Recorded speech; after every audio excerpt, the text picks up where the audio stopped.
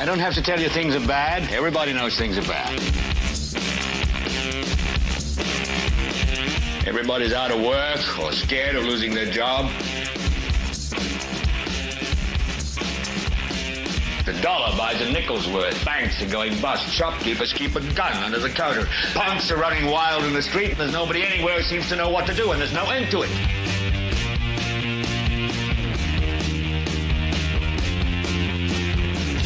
The air is unfit to breathe, and our food is unfit to eat. And we sit watching our TVs while some local newscaster tells us that today we had 15 homicides and 63 violent crimes, as if that's the way it's supposed to be. We know things are bad, worse than bad. It's like everything everywhere is going crazy, so we don't go out anymore.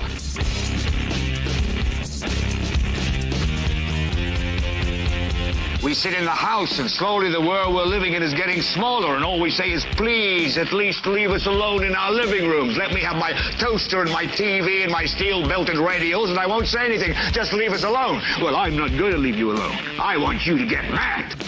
I don't want you to protest. I don't want you to riot. I don't want you to write to your congressman, because I wouldn't know what to tell you to write. I don't know what to do about the depression and the inflation and the Russians and the crime in the street. All I know is that first, you've got to get mad. You've got to say, I'm a human being. God damn it. My life has value. So, I want you to get up now. I want all of you to get up out of your chairs. I want you to get up right now and go to the window, open it, and stick your head out and yell, I'm as mad as hell, and I'm not going to take this anymore. Welcome, ladies and gentlemen. Welcome. This is the 602nd episode of the Political Spotlight. I'm your host, Kristopher H. Bilbrey. Hey, my hair is being all kinds of discombobulated. So I need to probably get it cut here directly. Welcome. Hey, this is not the new studio. We are still very much in the Lighthouse, although it's definitely looking a little bare. I mean, not right here. It's not looking bare. It looks like it's always looked. But, ladies and gentlemen, it's looking bare out there. Downstairs. It's looking bare downstairs. Down the stairs from where I am. That being said, we have some lighting that we're working with in here, and the deal was the blue is supposed to set me apart from the background. It's supposed to be kind of like 3D, like it pops me out. And I asked Kate, I said, it's supposed to set me apart from the background. And then I said, does that good? Does it look good? Is it bad? And she said,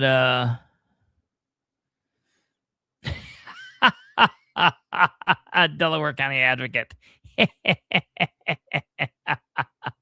That's hilarious. Kate said that it's to be left to you nobodies. If this looks better or worse, it's maybe not good for me to be popped out from the background. Seeing me less might be better. Welcome to Tiffany. Tiffany, good to see you again. Ran into Tiffany at the gas station, and she thought that I wouldn't know who she was. Good. Wonder if he will ever visit Chevrolet on the 9th. Oh, Clinton. Yeah. Hey, it's a tough watch, man. It's definitely a tough watch. Hey, ladies and gentlemen, we have got a lot to talk about for this episode. Lots to discuss. Some very important things, some concerning things, and then some I don't understand things, but we're going to talk about them. If you look at who you're calling it. Hey, specifically David Williams, I'm glad you said, who are you calling a nobody? I just want to put this up here on the screen for everybody's viewing pleasure. We are working on getting our new, we have rolled out our newest merch line, Team Nobody. the political spotlight, Team Nobody.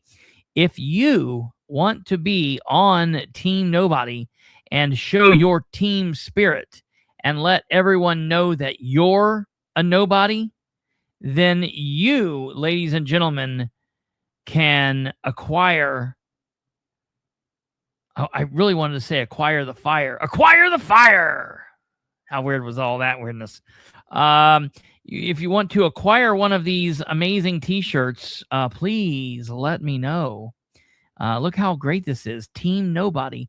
We're going to eventually do some great things. I had a friend of mine reach out. It's not a friend. I'll tell you who it was. Well, I mean, it is a friend. It's Rachel Clark. Said, "Hey, Bilbrey, when are you going to do the whole Facebook fad where everybody's asking Facebook AI to make the little cartoon picture of them?" And I was like, I don't ever do that Facebook stuff because it's the way that the government monitors you. Like, they're like, hey, do the 10-year challenge. Post pictures of you 10 years ago and post pictures of what you look like now. And I'm like, nah, that's got something to do with like the whole flock cameras and, face recognition software. I don't do all that. What I did do was I did go to my own Chat GPT, and I had Monty draw me up a picture, and look at this thing. Look how great this is. The thing that kills me is that guy is so cute and cuddly. Like, I wish I was that cute and cuddly in real life. I really, look at it. He's got my little bird and everything. Dude, what? Look at this. Look at this shit. Look at this. He's got my little bird. It's got my little, my Gatorade bottle. It's got my grandmother's weird drawings behind me.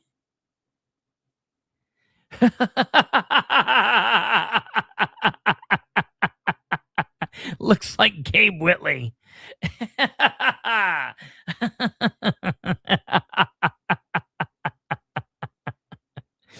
Oh God. One of these days I'm going to have to do a Gabe Whitley parody show. Cartoon Bilbrey needs a haircut. Gabe Whitley. Gabe Whitley doesn't realize I'm one of his biggest fans because I love cringe, and the cringier the better. I love when Gabe Whitley does a live video, and sometimes like when I talk to directly to Sproles because I know Sproles is watching, or I talk directly to Dan because I know Dan's watching. Look, I'm big enough. They're watching, or their people are watching. It's going to get back to them. Gabe does that same thing, but there's only like 2 people watching, and it's like he's watching it, and I'm the other one watching. So there's only 2 people watching.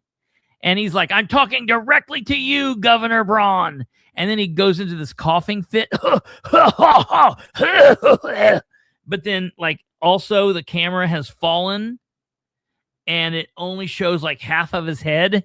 Dude, so one time he did a 2.5-hour live where he was interviewing somebody, and it was like a phone conversation where you're only on one side of the phone conversation because his microphone wasn't working. So you got none of the host's statements or words or questions. The only thing that you were able to hear was the guest, and the guest was saying the most weird things. And then halfway through, it was like the guest was speaking through a old walkie-talkie into a microphone. It was so amazing. I'm his biggest fan. He doesn't understand, but I am. Anyways, I'm just a little nobody guy. Yeah, let me show you this. One of you nobodies out there. I gotta give this out to the credit it's deserved, but somebody sent this into me. Look at this. This is Kristopher Bilbrey. Also, look, wish I looked like this guy. Somebody is calling me while I'm live. Let me tell you that I'm live. Hey, I'm live right now. Who doesn't know I'm live right now? Who literally out there doesn't know that this happens at 9 p.m.? I know who it is. I'll call you back, dude. So yeah, this is me addressing all of you people. Look, that's the back of all of your heads. That's the back of all of your heads. And I like that all of these pictures have me with my finger. Do I do that a lot? Do I do this a lot with my Superman ring? Do I do this? I guess that must be something that I do. Chat GPT, the the AI gods out there have me doing this a lot for some reason. I guess it's a good thing it's not up my ass. That would be bad. That's true. That was not my grandparents. That was not my grandparents. They do not care if I'm live. They'll call straight through. Hello. They got that's what this phone's for. That's what this phone back here is for. This is the grandparents line. Hello, grandparents? Okay, yep, nope, I'm live. So yeah, no, that's right. Prank caller. All right. Hey, no, seriously, we got a lot to talk about, and no time like 11 minutes into the show to get into it, so we might as well get started. Hey, before we do, I'm sure it wasn't Tweedledee or Tweedledum calling to. All right. If before we get started, please consider smashing that like button. Do that. Smash that like button. Subscribe to this show if you haven't already. Click the bell. Do all of that shit. The raft. I've had a couple people ask when we go to the new studio if the raft can make a comeback, and I'm going to try. It is the Bat phone, although it's the Superman phone. Superman needs a phone too. I'm going to attempt to bring the raft back in some way, and yeah, I need to get. Oh no, Fern Shelby is dead. I'm sorry. I have to break the news that Fern Shelby is dead. We'll have to probably do a funeral service for Fern one of these days. Rest in peace. Rest Fern Shelby. R.I.P. Whatever that says. I was always really confused. Like, that's how I do. I was always really confused when everybody started doing the R.I.H. Rest in, and I was like, rest in hell, you dead person. But I guess it's heaven, and I'm like, that just do the R.I.P. because that makes sense to me. But the R.I.H. is like a little ambiguous. So yeah, unfortunately, Fern Shelby is no more. No, but before we get started, if you're interested in buying one of these, talking to the boss of the show, the producer Kate, has let me know that these will be on sale for between $15 and $20.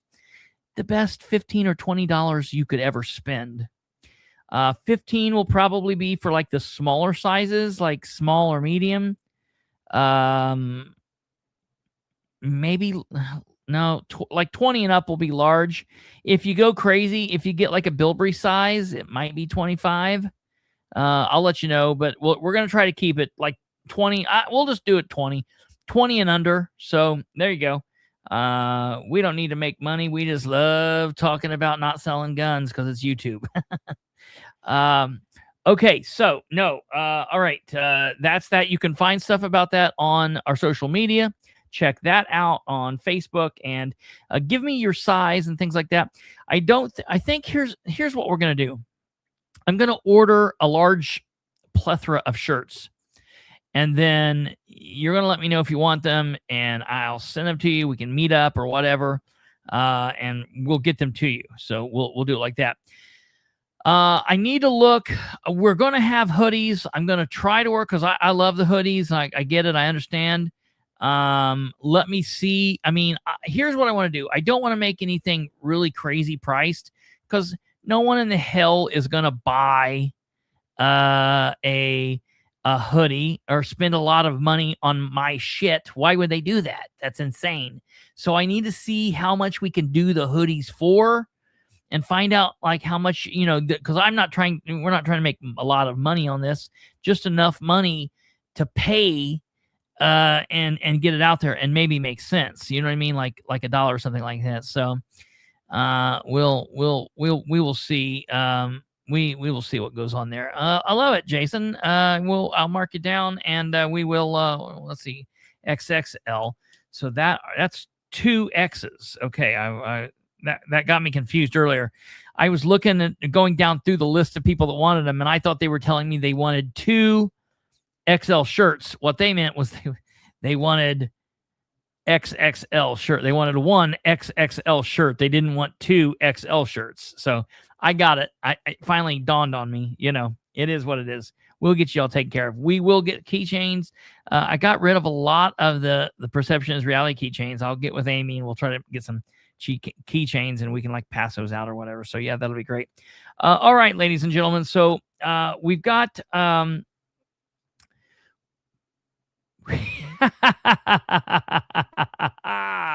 yes, me too, Jason. Me too. Okay, so we have 3 topics that we're going to discuss tonight. We're going to discuss the chairs are running. And if you don't know what that means, you've not been paying attention. It does sound really strange, but we will talk about that. We're going to talk about odd timestamps. Ooh, what does that mean? Odd timestamps. I will let you know that odd timestamps, for those of you that have been paying attention, that's connected to a Sproles watch. Sproles watch. Odd timestamps are connected to Sproles watch. Those are connected. So the odd timestamps are connected to the Henry County situation. And then we're going to talk about rumors.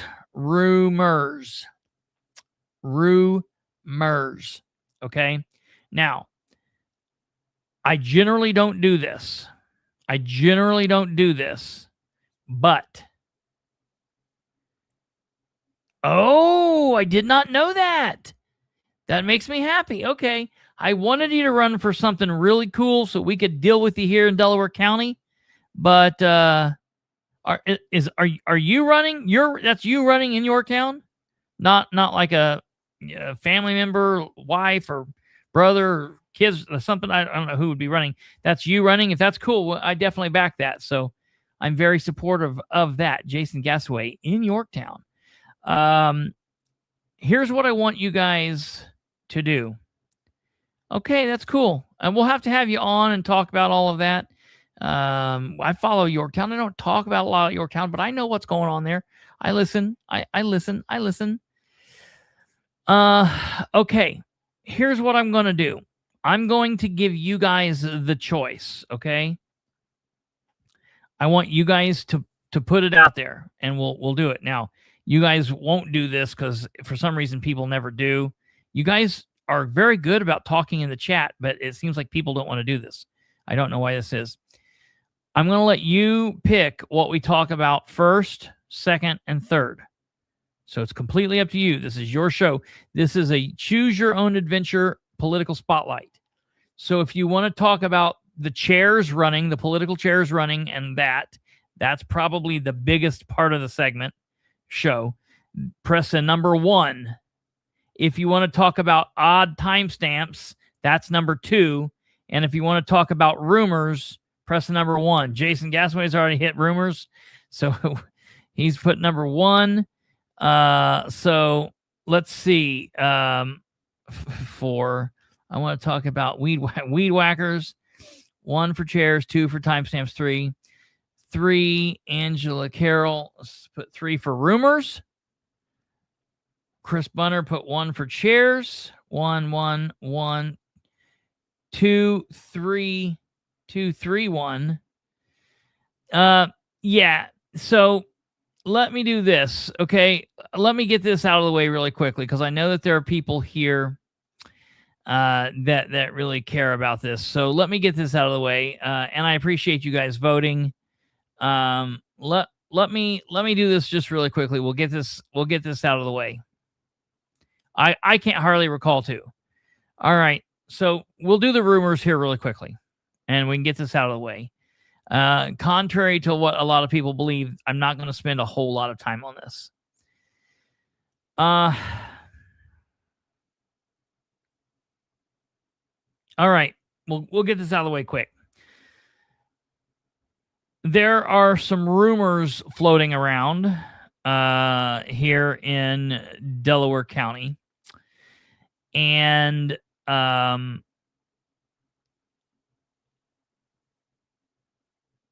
know it really pisses me off. There should be. There is on Facebook, but there's not on YouTube. It really sucks. I could talk all night about any of this, okay? Literally about any of this all night. I could talk for days probably without stop. I'm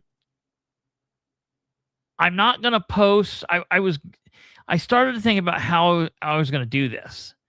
I started like I was going to pull up the thing. So there is a guy out there who is a citizen. He's been a candidate for a couple of different offices. He's made up fake supporters and donated himself money through like fake credit cards because of all of this, because he's made up like supporters, like fake friends. I thought normally you stopped doing that, like, you know, by the time you were 6 or 7. He's still doing it at like the age of 28 or 29, however old he is. I can't really tell how old he is. It's really bizarre. He's somewhere between 16 and 30. I don't know, whatever. Anyways, he went to prison for this, and he just recently got out of prison. 2 days after being out of prison, he took a shot at yours truly, made a couple posts about me, made some funny comments, and couldn't pronounce half the words he was saying. And then all of a sudden what he does is he uses AI to come up with a concept, and then he just posts what AI writes. It's not his own words. He is truly an idiot. And that's just all there is to it. Matter of fact, he's on parole right now. And as a condition of his parole, he cannot be engaging in posts on social media, or other platforms like that. And I think, honestly, he's probably breaking a condition of his parole. But I am a fan. He is an idiot, and I am a fan of the cringe. You know what I mean? It's like watching the car wreck unfold. And he's posted a post that's gotten a lot of traction here. I don't know where he currently lives. I think he lives in Indianapolis. He used to live in Evansville. And so, you know, you don't have to live somewhere to follow them politically. I follow a lot of places I don't live, and that's fine. He's posted a story, an AI slop piece. I'm not going to post the picture up. I'm not going to post the link. You guys can find it. It's out there. If you want to see it, go see it. I'm of the opinion that people shouldn't go see it, because I think that it's not even real journalism. And look, I'm not a journalist, and a lot of people are like, "Wait a minute, you go off rumors." I really don't go off of rumors. I really don't talk about rumors as much as people want to believe that. My stuff is based off of, I've got the receipts, man. I do the work. You might not like what I say. You might not like my opinion about something, but I do the work. You know what I mean? It is what it is. You can not like me, but I do the work. I put the time in. We do the work here. And I tell you from the straight right get off that I'm an opinion. I'm a political commentator. I'm not a journalist. This cat runs it as though he's a journalist, and his entire piece, he does not give any hard names. He doesn't talk about sources. all of his sources in all of his articles are always on the condition of anonymity. They are unnamed. They're hidden. And that's not how journalist works. That's not how journalist works. Okay. Journalism, their goal is to give you the facts. And if they're going to use an unnamed source, they can do it every now and then, every once in a great while. But, they're supposed to bring you the factual information. And there's no factual information that he presents as this came from so-and-so. This came from so-and-so. Okay. He doesn't tell where he got this information from. And that's the thing I have a problem with. That aspect. Number two, and I've had people that have asked me for a while why I haven't talked about this, why I haven't covered this. And I'm just going to tell you straight up. The reason that I have not talked about this story is because we don't talk about these types of stories. I don't engage in personal life things of candidates, of officials. If there is an official whose life situation somehow crosses over into their job and makes them, if somebody's doing something and because of that somebody else gets a job and it's questionable, they didn't take bids or whatever, that might be something that matters.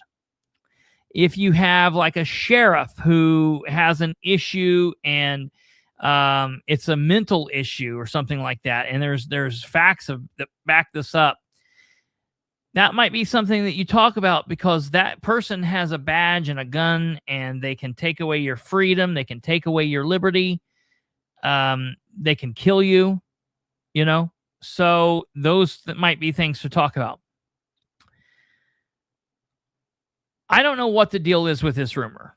Okay. I know both people involved. I wouldn't consider myself friends with both parties. I would consider myself acquaintances with one, and I've been friendly with the other. I'm here to tell you this. Whatever is or is not going on is none of my business. If someone wants to question whether or not there is something going on and that makes you question whether you can trust a person or not, that's on you. I feel as if this would be the same thing as saying,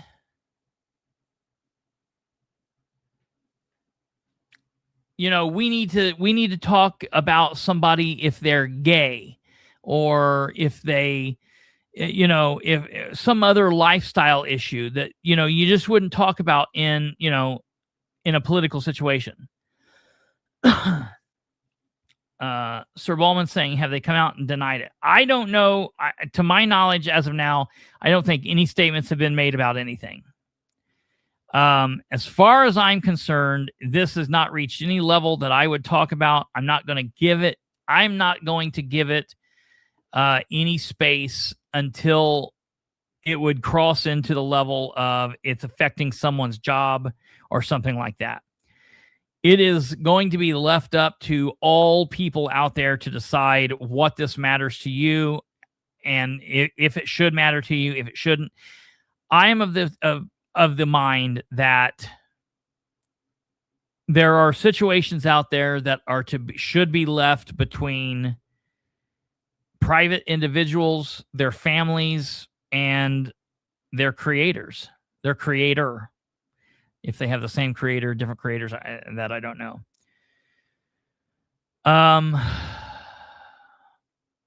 Other than that,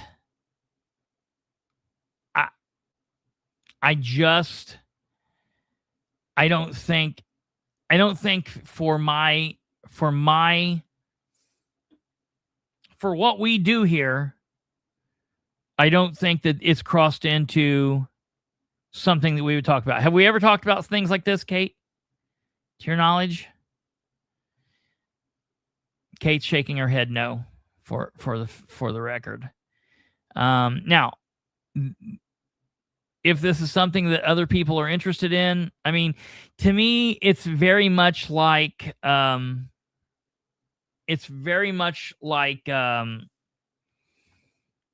salacious gossip bullshit.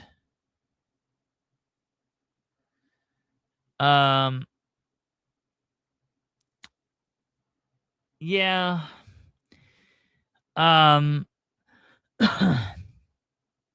There's been some things I talked about with Sproles. But again, I think that the reason we covered issues with Sproles was because of the power that he wields, the fact that he has a badge and a gun, and that he can take people's freedom, and that he could take somebody's life. So that's that. I guess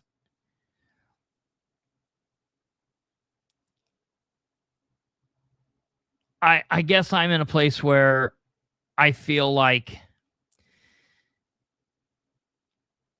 there are a lot of other political situations that have been like this, and nothing's really come of it. You know, you tend not to talk about personal things not really relevant. Yeah, I think Sir Baldwin Mungd, I think that's probably that's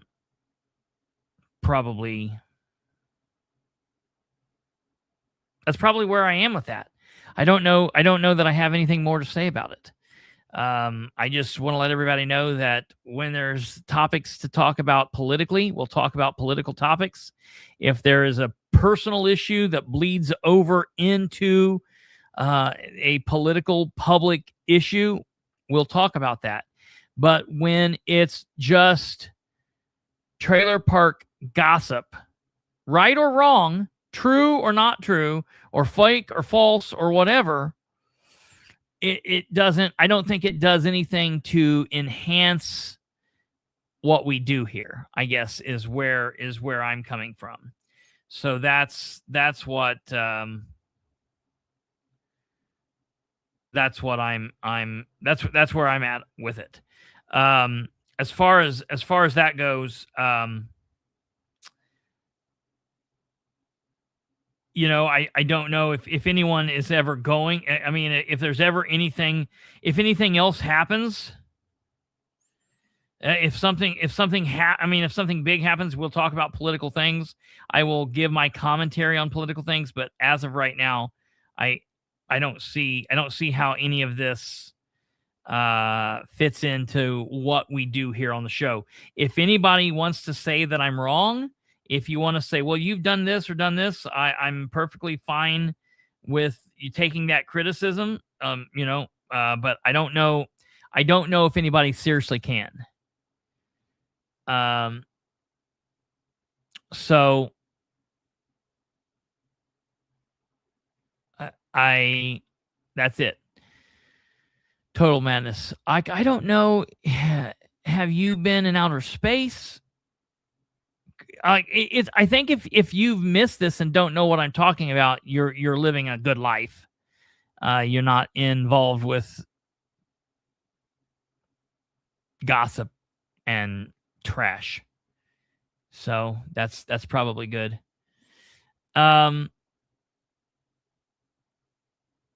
It would be,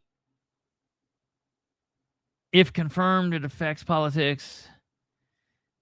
Yeah, sure. Absolutely. That very well could be.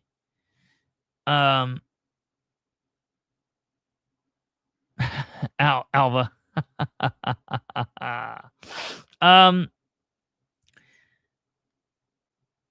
You could, if anybody is interested in looking this up, I hate doing this. I mean, Who's Your Inquirer?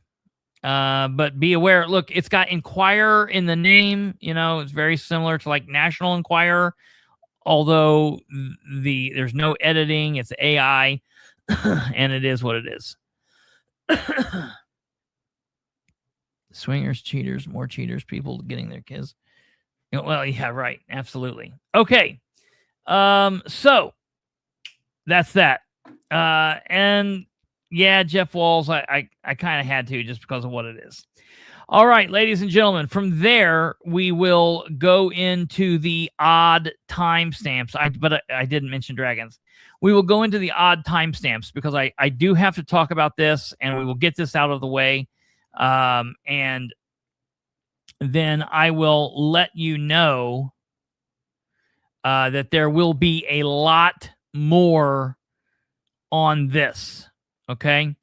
So the odd timestamps. This is for the people in Henry County. This is very important.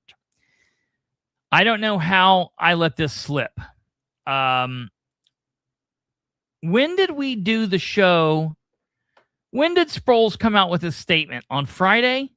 It was 6:01. It was Friday's show. Let me pull this up here. I've got to show you guys something that's very important. So on Friday, we did a very special Friday show. And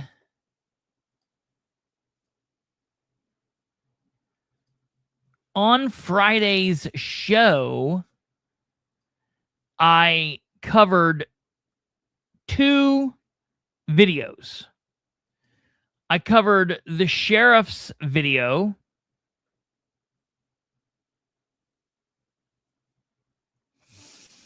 Let me show you here. Let me pull this down here, right here. Okay, I covered the sheriff's video where the sheriff read a statement.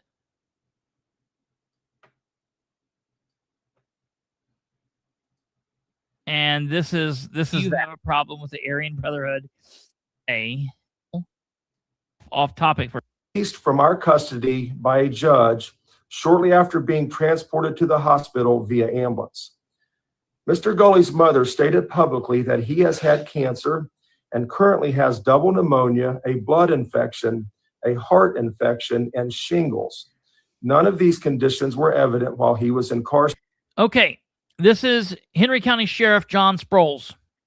And Henry County Sheriff John Sproles, ambulance. It's horrible, dude. I don't understand how he speaks. This was his statement on Friday, which we will probably have some news very soon. I'm going to hold off on the one news, Kate, until we hear a little bit more. Are you good with that? I don't want to tip anybody's hand. We've got some pretty big news that will be coming out about this at some point. Keep that in mind. But when we talked about this on Friday, I shared this video. And then at the end of this video, I shared a never before seen video.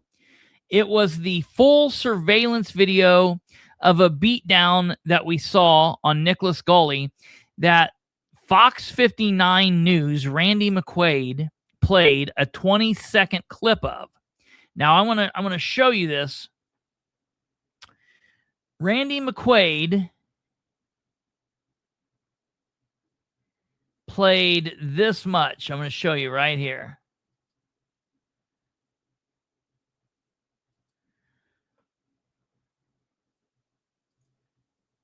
Randy McQuaid's video started about right here. And I'm going to show you and it didn't play the sound. And it also didn't, it only included like 20 seconds. Okay. It was very edited and there was no sound. It didn't show us what happened at the end. And we didn't get to see much of it at all.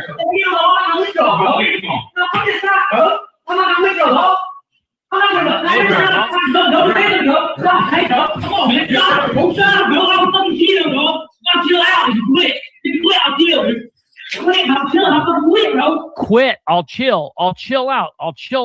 Quit. Okay, so this was the video. They take him to the ground. They're on the ground. They're all three kind of on him, around him, on top of him, doing different things. And this video went on for, it wasn't like hours, but it was quite a bit longer than what the news originally showed us. When we got off the air on Friday night, right after we got off air, I was sitting here in this chair, and I thought, before my weekend starts, I'm going to go ahead and I'm quickly going to put out the video of Sproul's statement and the surveillance video. I'm going to put it out so people can see it without my commentary, because I like to do that. It's the same thing I did with the deposition.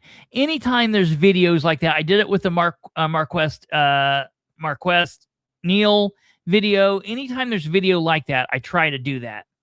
Okay, that way people can see the stuff without having to hear me if they so choose, or they can go back and review that kind of stuff, because I like for people to be able to do that.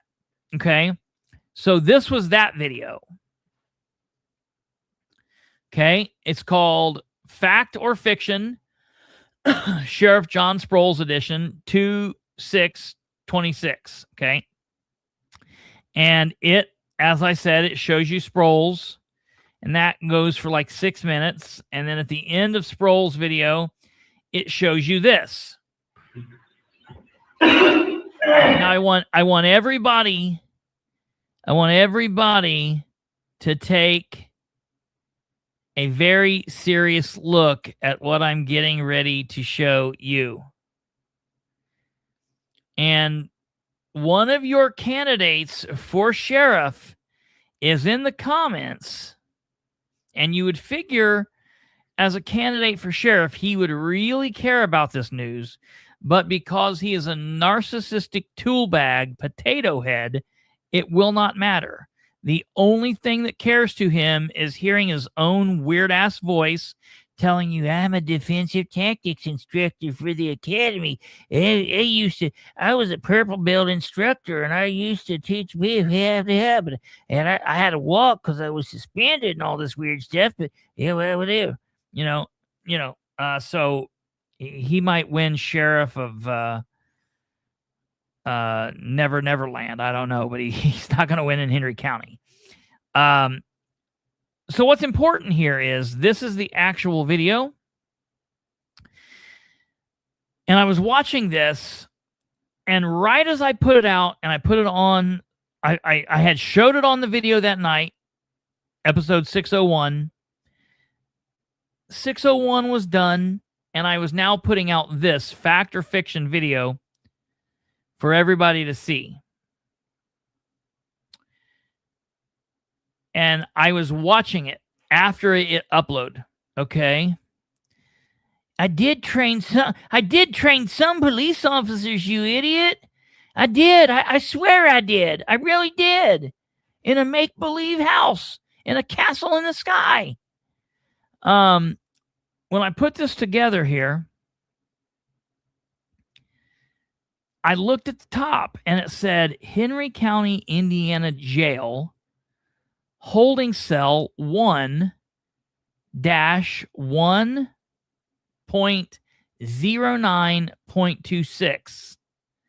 And I saw that and I thought, oh my God, I hate making mistakes. And instantly I thought, I completely screwed this up. I put the wrong date on this video. I did it all the way through my live, and I did it all the way through this video. And now I'm going to have to go back and be like, look, the video I did in that thing, it was wrong, and I'm going to have to remake the video, and I'm going to have to put in, yes, Brandon. I'm going to have to put in the right date, because the date that he got beat was 1/11/26. But I kept thinking to myself, wait a minute, why did I put 1/9/26? because 1/9/26 was when he was booked into jail. And I've talked to somebody that saw him on Saturday in jail, and on Saturday they said he was okay.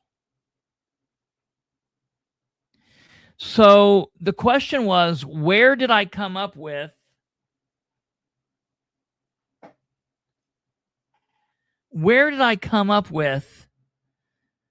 that date, 1/9/26? And I'm getting ready to show you where I came up with that date.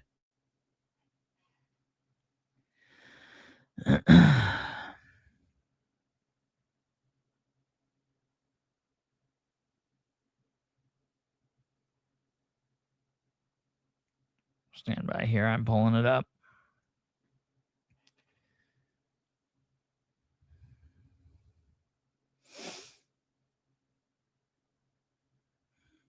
Okay. Let me get rid of this.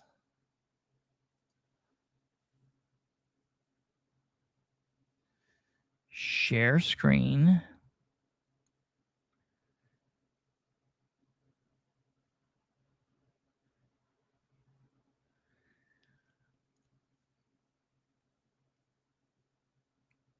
Hide. Nope. It wasn't even what Sproles said. It was here, ladies and gentlemen. If you look at this video, and I know it's going to be hard for you guys to see, try to make it to where it's viewable. You know what I'm going to do? I'm going to take a screenshot of this.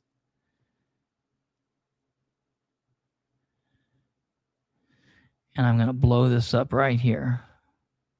And I'm going to put this in.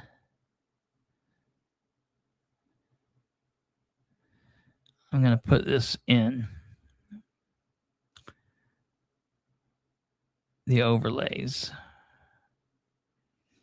And I'm going to show you this right here. This is a big deal, everyone. I know, like, everybody's scratching their head and saying, like, I don't understand what's going on. Just stand by. You will.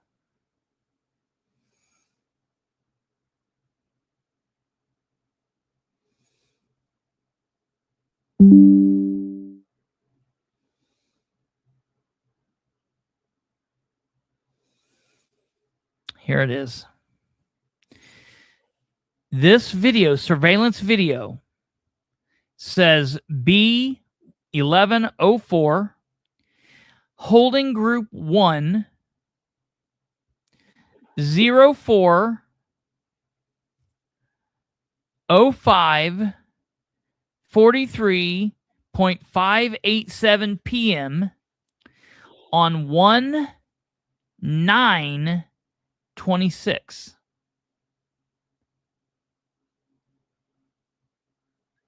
Are you comprehending what I'm telling you? Are you comprehending what I'm telling you?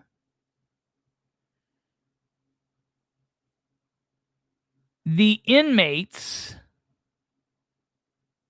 from the jail that reached out to this man's family that said that he was beat down by the COs,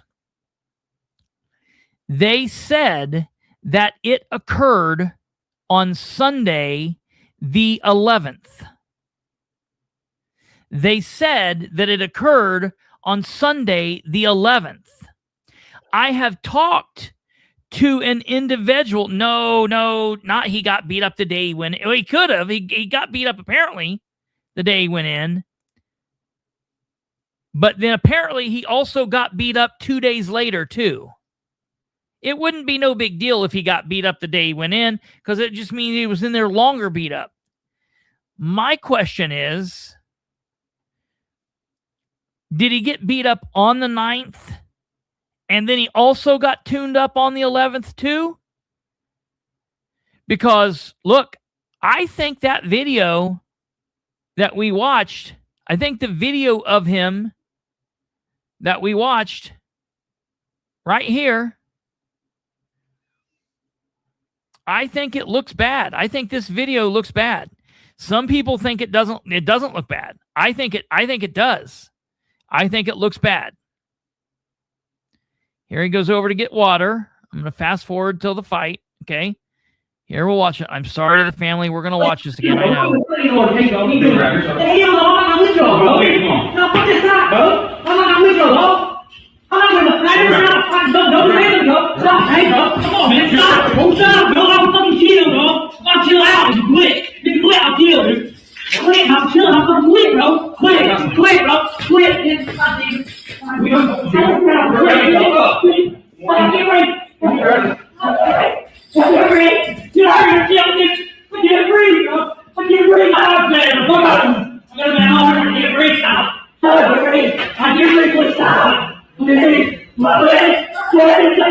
Please, dude.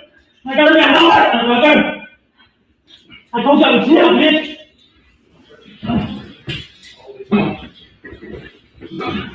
And real quick, it's not Ryan like RYAN. It's Wyan, WION. Okay. So that's that. Okay. So we'll skip forward here. I didn't know, dude. I didn't know, bro. Hey, chill. Let me sit up, dude. Go ahead and make it while you man. You go forward. Turn around. I said I'm chill. You stop, bro. Wait a minute. You're actually not getting to work, bro. Now, let me go myself, please. Randy, elect Randy Howard sheriff. He knew it. He's been saying this for days.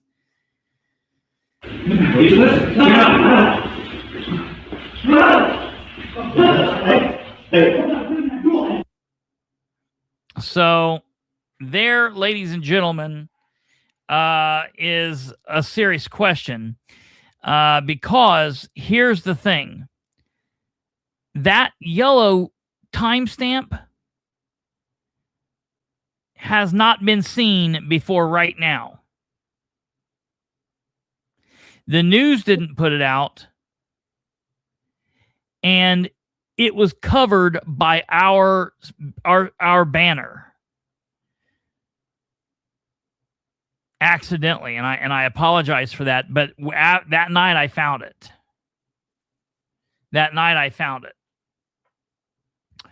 And so now, and listen, I've already requested. I requested 2 days after the family reached out to me, which was the family reached out to me on the 12th.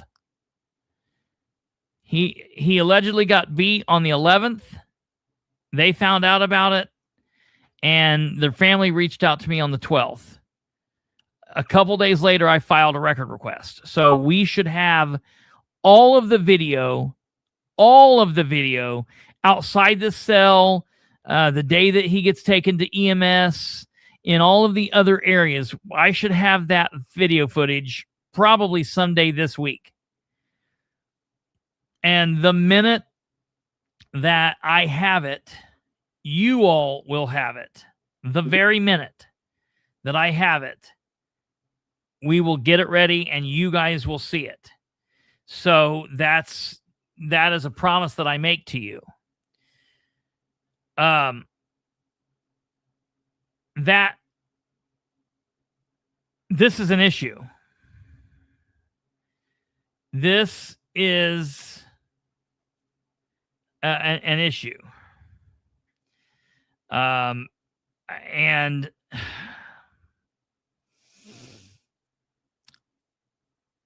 I don't know how the sheriff is now going to explain this, because the other issue is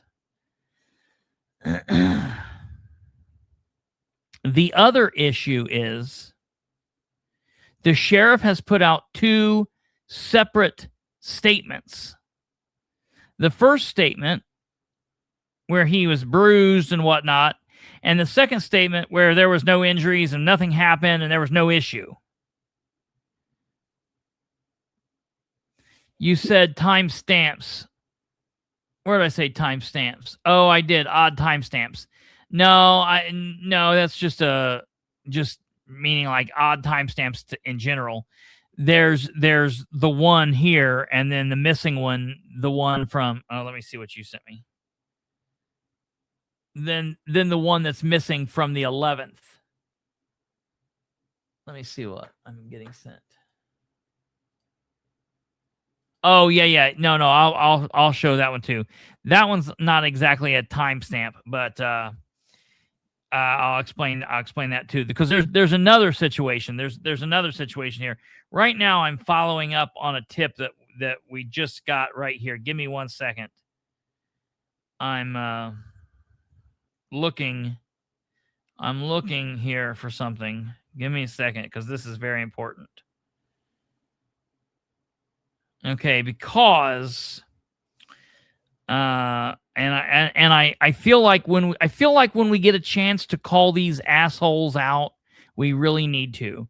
And I mean assholes as in piss poor public servants or piss poor candidates that are running to be public servants. When they lie to us, we have to call them out directly. Right now, I'm calling Sproles out. I do that a lot. And one more second here, and I will be able to do the another one here live right on air. Give me 1 second.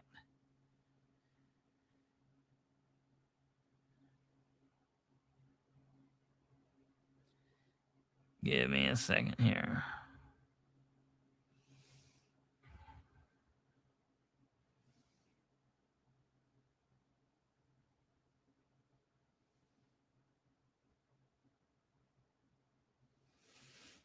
Okay.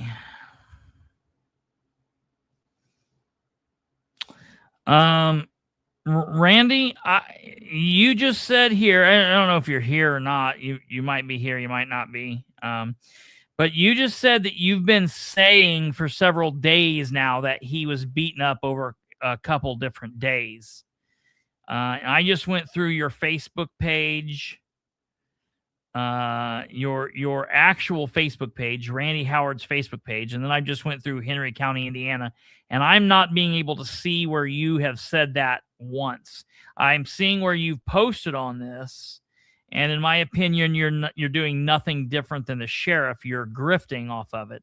You're grifting off of it for the campaign, but I don't see anything where you've been questioning if this happened over several days. If I'm wrong and you can show me a post, I will apologize. But yeah, as of right now, I'm not seeing anywhere where you've posted that this beating may have happened over different days, and he may have been beaten a couple times. Yeah, I'm just not seeing that. So I wanted to call that out in real time. And as EJack is saying, Randy just can't seem to answer questions. So, I've got a real problem with that. I really have a major problem with this, because you already have one sheriff in office that is just completely detrimental to the county that he's supposed to be serving. And then you have another guy that's running that wants to be in that same seat. So you now have two options to do very horrible shit for Henry County. You could pick option A, Tweedledee, or you could pick option B, Tweedledum, and both of those options are horrible for the county. So just understand what you're seeing here, folks. It's not good. This young man and his family are living a total nightmare. A total nightmare. And you have two grown-ass men grifting off of it for their personal gain. I'm talking about it. We're on a show, and I'm making money off this show. But I'm talking about this because I'm pissed off about the people. I'm pissed off about the people that have been involved with this. I'm pissed off about the people that are covering this up. I'm pissed off about the people that are grifting off of it. I'm pissed off that the family has to deal with it. Someone has to be held accountable, or it's just going to keep happening. Absolutely. Absolutely. So, you know, I would definitely, I would eject. I would definitely, I'm down for Mr. Howard to show anywhere he's mentioned this, because, you know, maybe if he would have mentioned this days ago, we could have been days ahead on this. But you know, I feel bad because I didn't catch it Friday when I'm not going to say, oh, I knew about this days ago. I called it Friday after going live. And I only today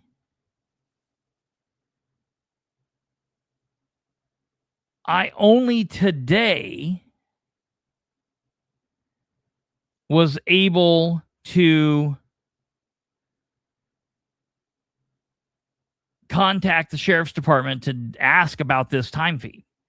Yeah, 4 o'clock Saturday is when I text the group about it. Kate and Brandon, 4 o'clock in the morning. So, yeah, I'm very concerned about this. That's part one. Part two is just as weird.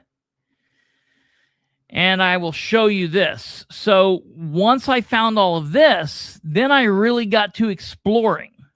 And I backed out of the video. And I then started looking at like the file that this was shared to me in. And in doing that, I also found something strange, something hinky. And that is this. When they gave it to me, they gave it to me in a flash drive. And when you stick the flash drive into the computer, this pops up, storage, store and go D. And it pops up, and it's got a file name, and it says Nick Gawley II, holding cell. And it says, I'm getting ready to show you. It says 26.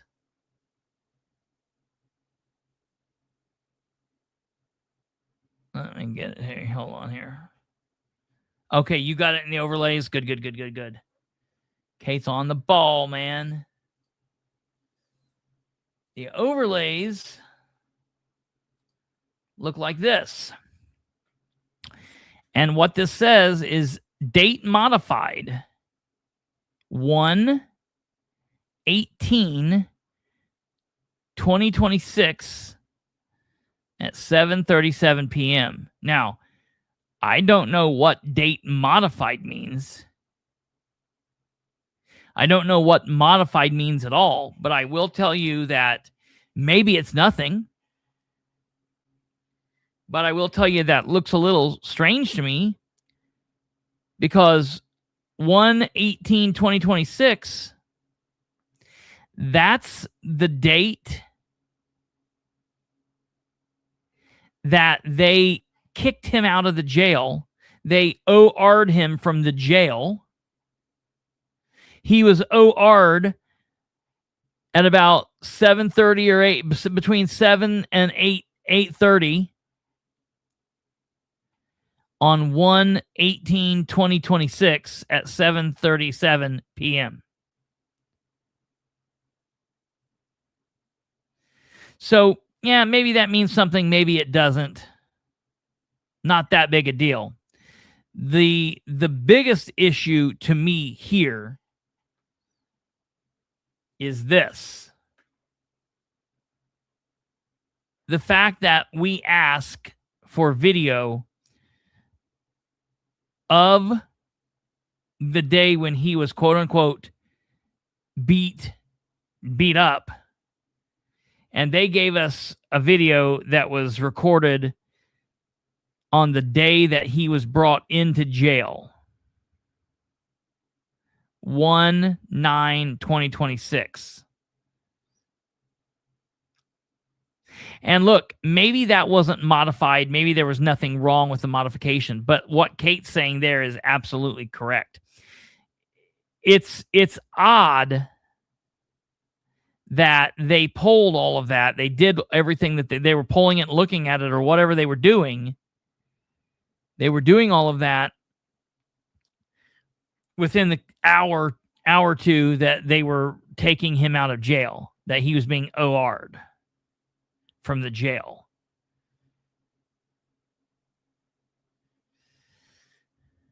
Yeah, right. Absolutely. So, and that's exactly right.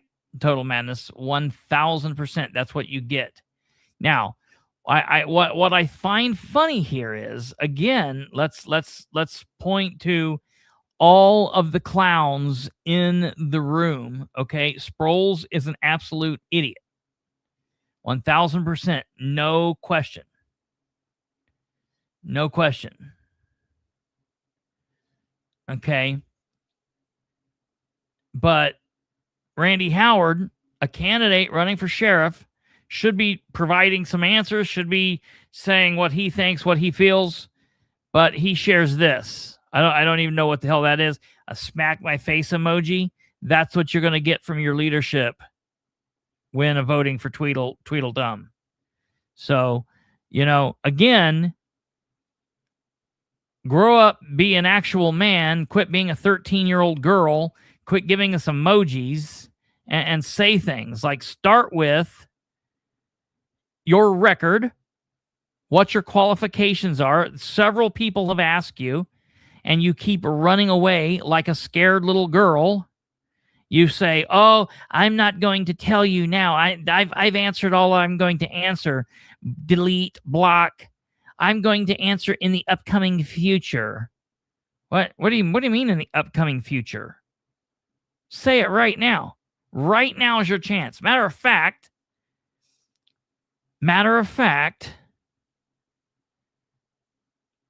I will allow you to come right on here and tell what your qualifications are. I give you the time. You're free to come on. Intake on 9th, beaten on 11th. And they said denied treatment for a week, right? A week exactly is the 18th. Math is mathing on stuff. That was said. Yeah. So that's the thing. So he was intake on the 9th. And the family is saying that he was beaten on the 11th. And I know for a fact that somebody saw him on the 10th. I'm not releasing the name because I don't know that they want me to. But I know for a fact somebody saw him on the 10th. And from what I've heard from this person, they said that he looked in okay. He didn't look beat up. He didn't look bad. He didn't look like he was suffering. But then on a visitation, the girlfriend saw him on the 12th. And he was in bad shape.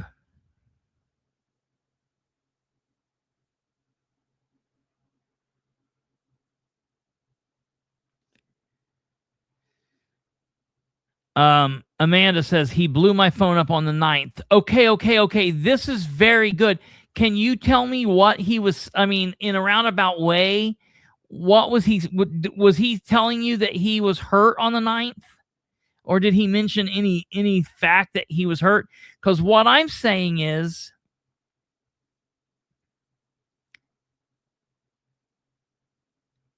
maybe he was tuned up on the 9th and he was tuned up on the 11th. And maybe he suffered some small injuries on the 9th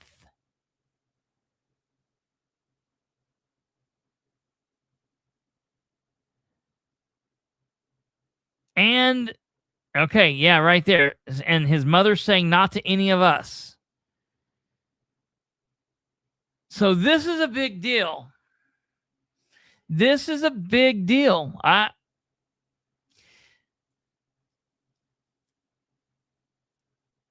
really want to impress upon people, because you've got the sheriff saying,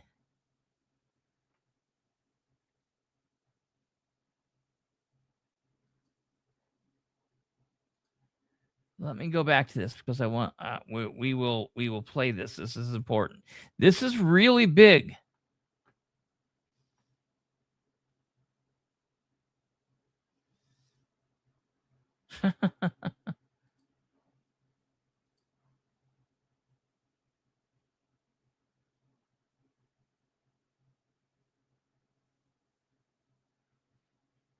Okay.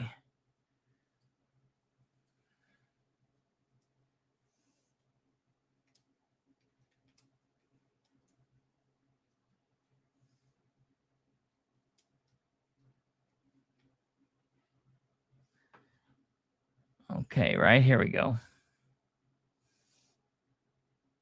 Sturbalman.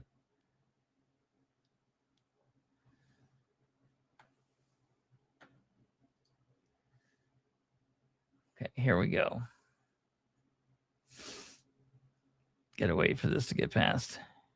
Yeah, Amanda. I don't see any reason why he wouldn't have. I absolutely agree with you.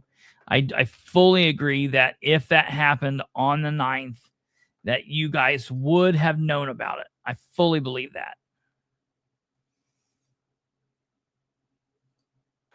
There would have been no reason not to.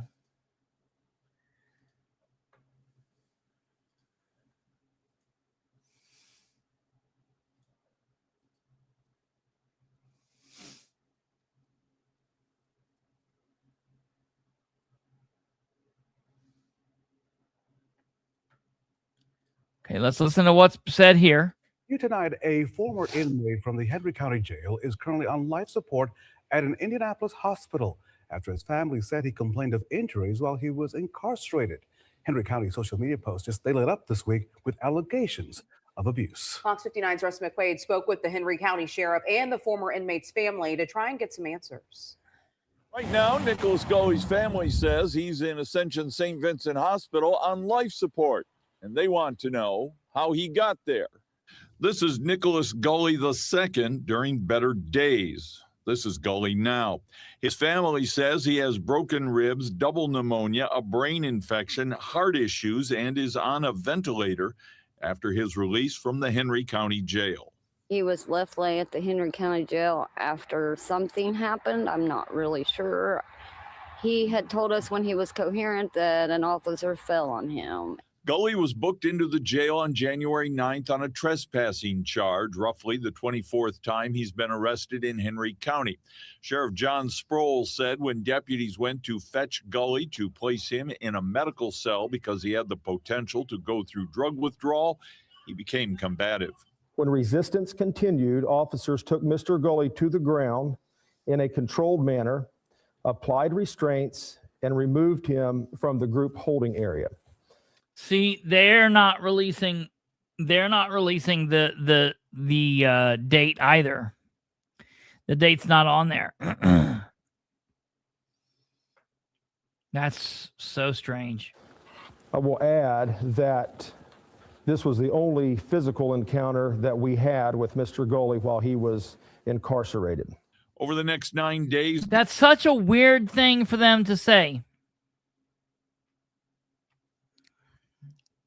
Gully, a cancer survivor with a history of AFib, was observed on several of the jail's 300 cameras. He complained of bruising, though x-rays showed no broken bones. Medical staff observed the following: bruising on the left side of the chest with increased swelling compared to the right side. Wait, what was that again, Sproles? Let's hear you say that again. Bruising in multiple areas of the right side. Swelling side of the chest with increased swelling compared to Staff observed the following. X-rays showed no broken bones. Medical staff observed the following. Bruising on the left side of the chest with increased swelling compared to the right side. Bruising in multiple areas of the chest and upper abdomen. The on-call physician was contacted and ordered Mr. Gully to be transported to the hospital for further medical evaluation. Gully eventually made his way from Henry County to Ascension St. Vincent, where his family said he's struggling to stay alive, with social media chatter lighting up Henry County. His lungs are totally full of fluid. He has a chest tube in the right side of his chest, draining fluid from between his rib cage and stuff. He has a blood infection. He has infection that's settled on his brain. All allegations were proved to be patently false. Sheriff Sproul says the Indiana State Police has been made aware of the allegations, but no formal complaint has been filed. On the north side, Russ McQuaid, Fox 50. So that's that. Now, let's go and listen to what the sheriff says when he commits his Hatch Act violation, talking to Tweedledum. It's like they've got some kind of weird, like, love affair thing or whatever goes on. Let's listen to this. Propagandist. By definition, Get past this. Let's hear that. Propagandist. Irrefutable facts of the case at the time are known unto us. The following message on his Facebook security cell for several days and weeks that Mr. Gully was left lying on the floor false. I want to highlight all. That means every single one of Randy's allegations are factually completely false. Randy, you should be ashamed of the woeful amount of ignorance and downright stupidity that you displayed in your weak and grossly distasteful attempt to use the failing health of someone's loved one in an attempt to further your political ambitions. Here are the facts of Mr. Gully's recent short stay at the Henry County Jail. Mr. Gully's stay is on video camera, as we have nearly 300 video cameras in the facility and a control room attendant that constantly monitors video surveillance and intercom communication with inmates. Video camera footage has been reviewed. At no time was Mr. Gully ever hit and most certainly never beaten by anyone, including jail staff. At no time was he ever fallen on by a corrections officer. At no time did he ever receive any injury while in our custody. He was not transported to a maximum security cell after his altercation with corrections officers, as Randy alleged. He was actually transported to a medical observation cell due to him having admitted to recent drug use and having tested positive for drugs upon book-in. He actively resisted being detained in the holding cell in order to be transported to the medical observation cell. That was the only incident during his entire stay in which our corrections officers had to physically restrain Mr. Gully in any manner. The video of him actively resisting detainment has been published by news media outlets. As you have seen, it was one of the most gentle detentions of an active resistor that you can have. I have personally reviewed the body cameras from our officers of that encounter, and at no time did any of our officers ever apply pressure to or get on top of Mr. Gully's body in any manner other than simply controlling and restraining his arms and hands. Also, there is recorded documentation of every time Mr. Gully requested assistance. Mr. Gully was never denied any assistance, and most certainly he was not denied medical assistance.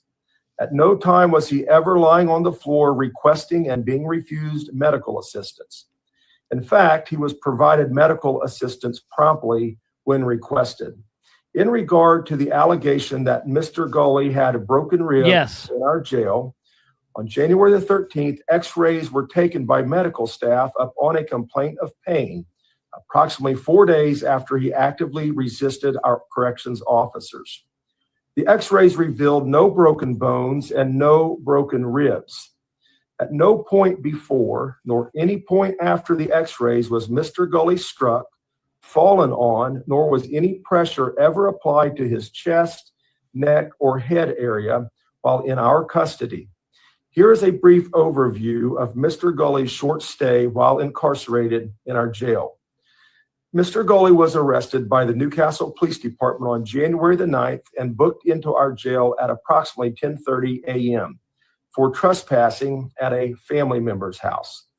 He was transported to the hospital via ambulance on January the 18th due to a complaint of pain and trouble breathing, not due to injuries.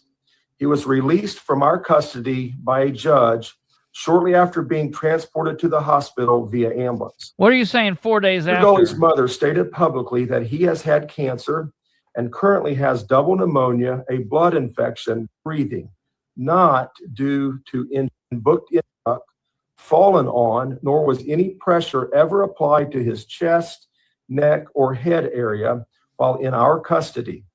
Here is a brief overview of Mr. Gully's short stay while incarcerated in our jail. Mr. Gully was arrested by the Newcastle Police Department on January the 9th and booked into our jail at approximately 10:30 a.m. for trespassing at a family member's house. He was transported to the hospital via ambulance on January the 18th due to a complaint of pain and trouble breathing, not due to injuries. Why are you saying 4 days after, Alva? I didn't hear him say anything about 4 days after. X-rays were taken by medical staff upon a complaint of pain, approximately 4 days after he actively resisted our corrections officer. All right, hold on. Promptly when requested. In regard to the allegation that Mr. Gully had broken ribs while in our jail, on January the 13th, X-rays were taken by medical staff upon a complaint of pain, approximately 4 days after he actively resisted our corrections officer. So they're saying he actively resisted on the 9th, and he got X-rays 4 days later. No, they're saying in the jail facility.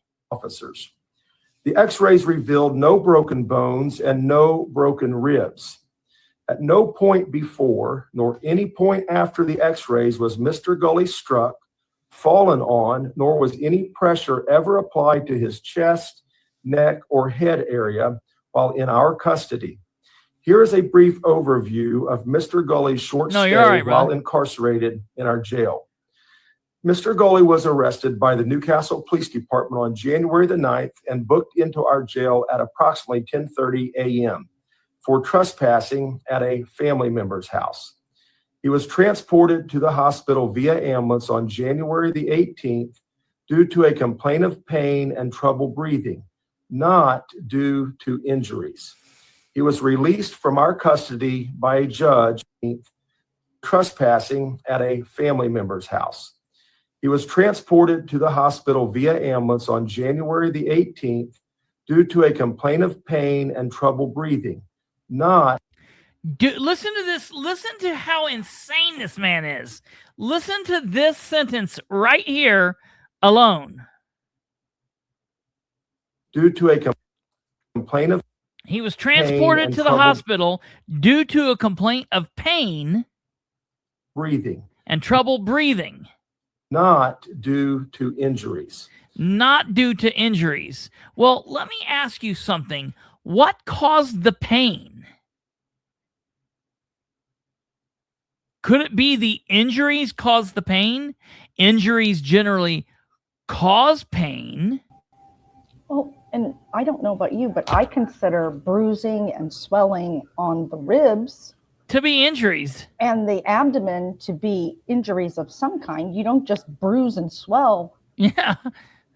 Look, I'm going to sit here and really wrong with you. Yeah. He's contradicting himself from statement to statement. From sentence to sentence inside the same statement. Yes, you are right. He stated, yes, I saw that. He did. FAFO. He did say that he did not look at all cameras, only what was necessary. You are correct. He did say, which look, you probably wouldn't review the camera out by the front door when he's in cell block 1. I get it, but it's just what he's saying is totally nuts. I would say they have an x-ray machine in their medical area at the jail. I think that's probably, I think they probably do. I'm pretty sure Delaware County has an x-ray machine in the jail. I bet Henry County would have one too. But as a lot of people have said, and I know this to be absolutely accurate, the best doctors and the best nurses aren't going to work in the jail. You're getting new people. You're getting people that are ready to retire. You're getting flunkies. You're not getting the very best of the very best. Chris, that's exactly what I was asking myself. And how did the injuries magically appear in the ER requiring lifeline transport to Indy? Yeah, right. Yeah, right. Yes.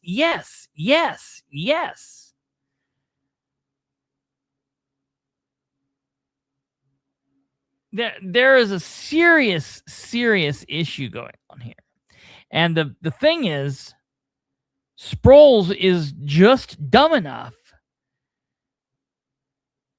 that he continues to give us content after content after content because he is so stupid. He does things like this. And he can't help himself. He doesn't have a choice. I can tell him right now, Sproles, quit talking. You're just helping us and hurting yourself. And he's going to talk tomorrow. And he'll talk the next day. He is an idiot. He cannot help himself.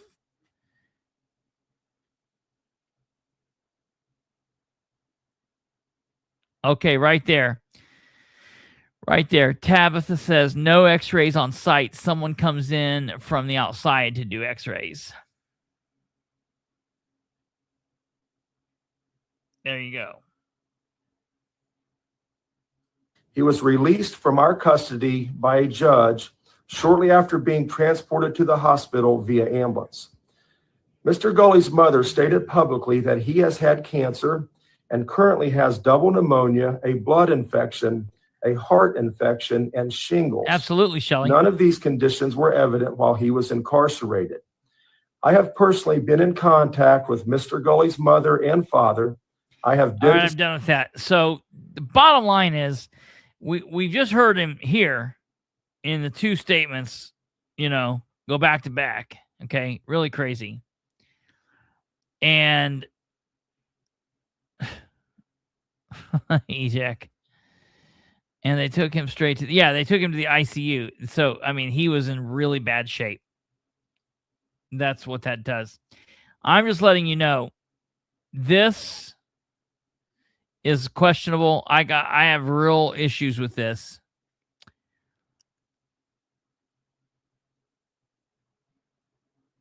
I have really big problems with this. And I don't know that this means anything nefarious, but it's interesting that they decided to look at this or do whatever they did just an hour from the time that they OR'd him and sent him to Henry County Hospital. So we're going to be looking into this. We're going to keep looking into this. And as soon as we have information, you will have it. Okay. Moving an inmate from the tank to a side cell for drug withdrawal is not protocol. They would be full. His move was for something else. Ding, ding, ding, ding, ding, ding, ding. Very interesting.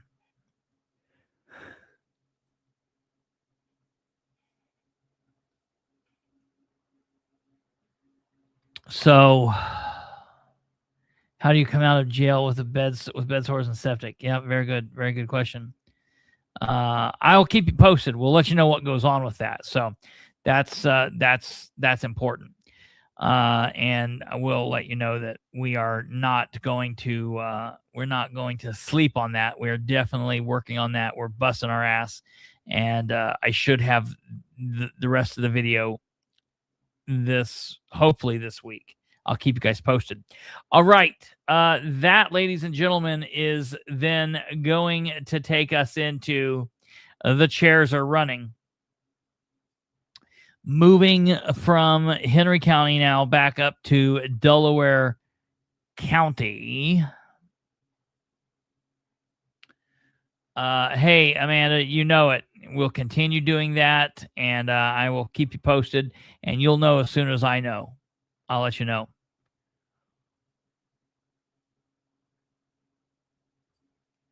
Okay, so, folks, I don't even know what to say.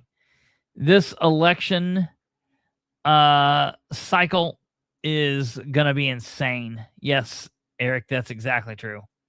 That's why I put that out like that as well.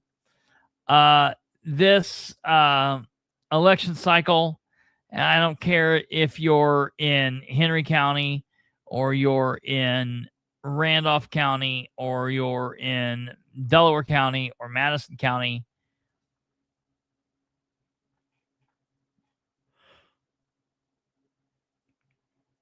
Excuse me. Things are going to get crazy, and I want you to know I am still in the process of getting more information from the various clerks. I've got about everything in from Delaware County. I have to take my flash drive to Henry County tomorrow to get the Henry County stuff, and I will have Madison County's tomorrow.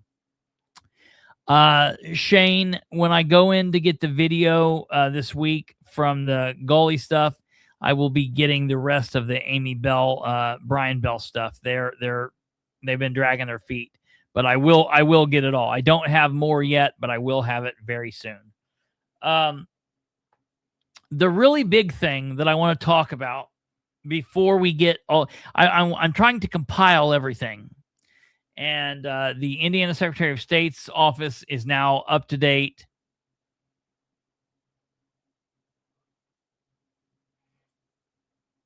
On everything. Sorry, I don't know why I'm yawning.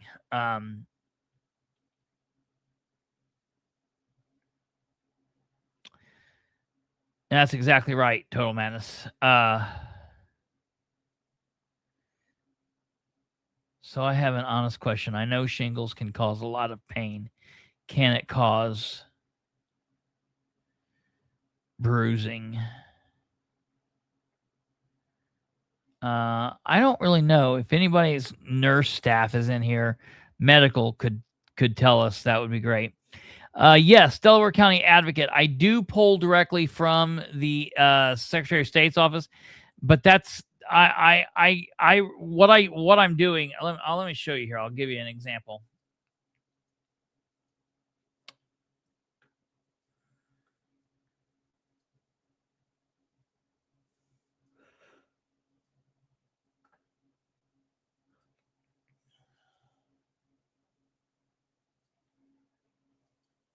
So I am receiving. Try to blow this up here. This is what I'm getting from the clerk's office. I am getting all from everywhere. I am getting all of their filing documents from all of for all candidates, all the way down. So I'm getting literally everything that has been turned in for all candidates.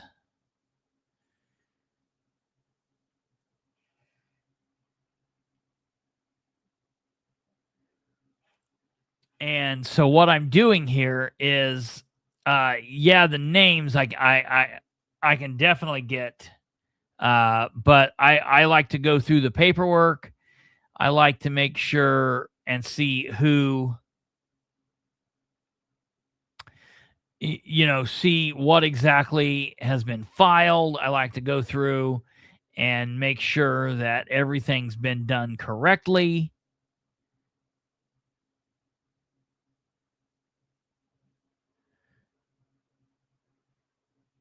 Brenda Greider, you would think that. Now I don't know if we gotta find out exactly when the judge OR'd him, because there's some conflict there too on when that actually happened. So this is what I'm getting from all of the different clerk's offices, is all of this information, all of the filing information, and then we'll be able to put everything together. Now, what I am most interested in at this time, and what I want you guys to be aware of, is because there's still some people that did not know this. In Delaware County, both political chairmen for both parties are running for office.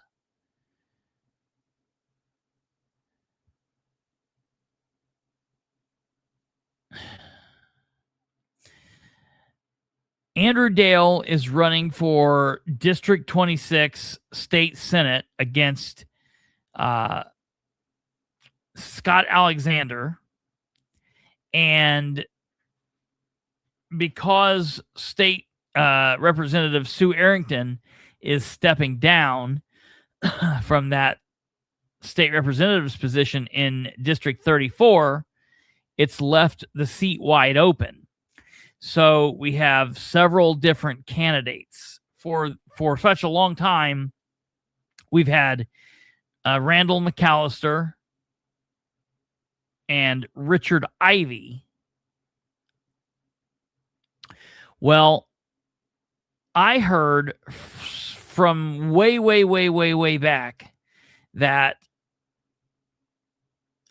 Ted Baker was going to run for District 34. And that he finally decided not to, because he didn't want his bankruptcies to come out. He didn't want people to know about the bankruptcies. So he didn't decide to run. He decided not to run, rather. And that Chris Walker, the principal of Muncie Central Schools, wanted to run. But Tim Overton did not want him to run. Tim Overton did not want him to run. And then I heard that Chris Walker decided not to. Okay, cool. Then, in a fairly last minute filing, Chris Walker ran, and Tim Overton was upset. And then we found out on Thursday of last week that Tim Overton filed to run in that same race. Now, why I think that this is really, really crazy, specifically on the Republican side, is as the Republican chair, Overton had both Ivey and, listen to this, Kate, how crazy this is. Overton had both Ivey and Randall come in and walk through their plans, give him all their information, what they were going to do, what they thought they were going to do, go through it all with him. Then he's turning around and running against them, and he's not giving them the walking information. Talk about slimy, nasty, just absolutely. That is why the chairman should not be able to run. It's such a conflict of interest. It's so gross. And there are candidates that are calling Tim out about this. But Tim's saying, "Oh, it's okay. Jessica will deal with the candidates in that area. It won't be a problem. It's no problem at all." I think both chairs should be focused on the candidates and filling the ballot, getting volunteers, and helping the candidates run for office equally. You would think they would. I mean, generally when something like that happens, Elizabeth, that happens. Yeah. Yes. You would think they would do that. If either one of them had any bit of integrity, they would step down. Both of these men are new to being chairs. It's not like they've been chairs for 20 years and they know how this goes. They're both learning the ropes.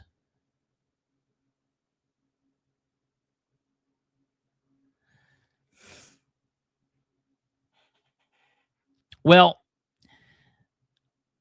the other issue is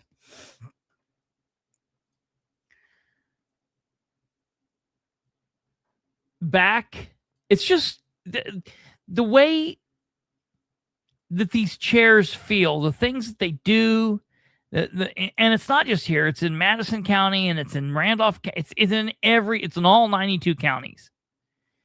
The chairs feel like they have so much more power than they have. People let them lord over them, and it's really a problem, and it should be a problem, and we should see it as a problem. An example of my issues with Tim, I just recently released a conversation. Absolutely. Yeah. I released yesterday a 32-minute long conversation between Delaware County Republican Party Chairman Tim Overton and myself. Overton called me at 9:23 on Tuesday, January 6th, 2026, the day after the January 5th, 2026 Muncie City Council meeting, during which District 1 City Councilor Jeff Green became president of the council and immediately proposed a handful of rules to limit public input at meetings. I was on the other line at the time that he called, and I had to call him back, and I did about an hour later.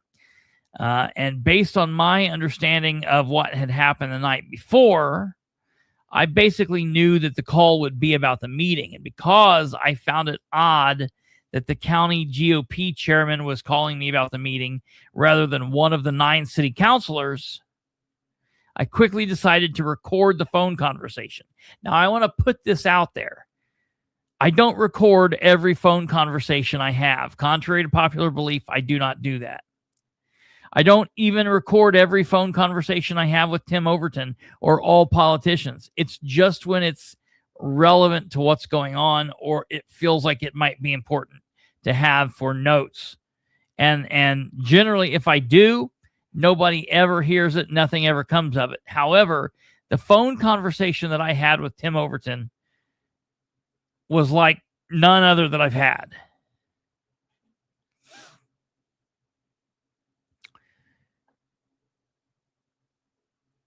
It turned out to be a very smart decision, because what Overton tried to convey to me during the next half-hour phone call was extremely interesting, bizarre, bullshit. It was just anything you could think of. The call has now been mentioned in various episodes of the Political Spotlight. We've talked about it. It's been mentioned on the record at the February 2nd, 2026 Muncie City Council meeting. It's also been mentioned in other media platforms. So without further delay, I went ahead yesterday and I released the footage, the recording, rather. And it's out there for you to listen to. It's not on YouTube, and we're not going to listen to the full thing, but I do want to play a little bit of the video of the audio for you guys to be able to hear, because it is important, and I know not everybody has heard this. So I am going to play a bit of this for you guys to be able to hear. Take it away, Bilbrey.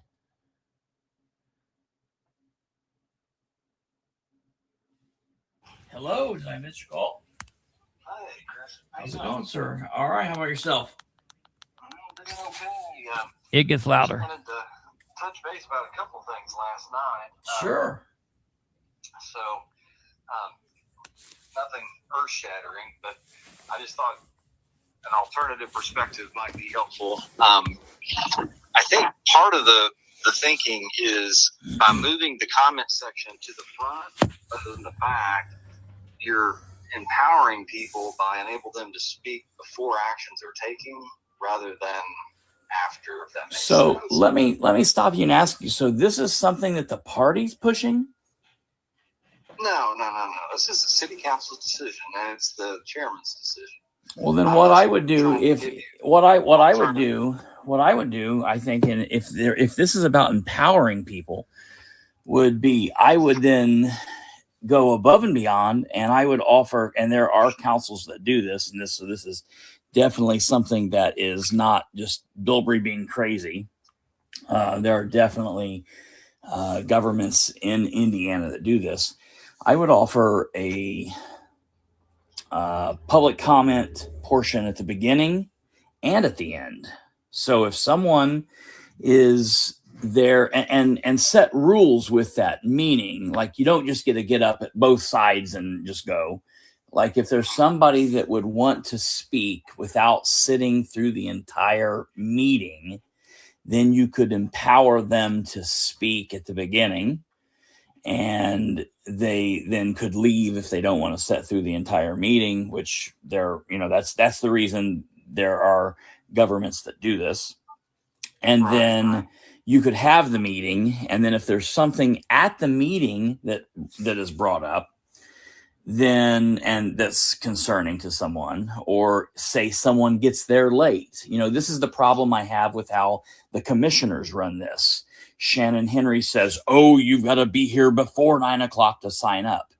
Well, the problem with that is the commissioner meetings are at 9 o'clock in the morning. And what happens if you have to take your kids to school and you get there a few minutes late? Now our public servants aren't going to let us, now we got to come here next, 2 weeks from now to talk. That's the issue. What happens if you get off work and you don't get there? There's many times that I've went into a council meeting and got there a few minutes late and sat down, and Lacey has mouthed to me and said, like, made the motion, like, "Do you want to sign up?"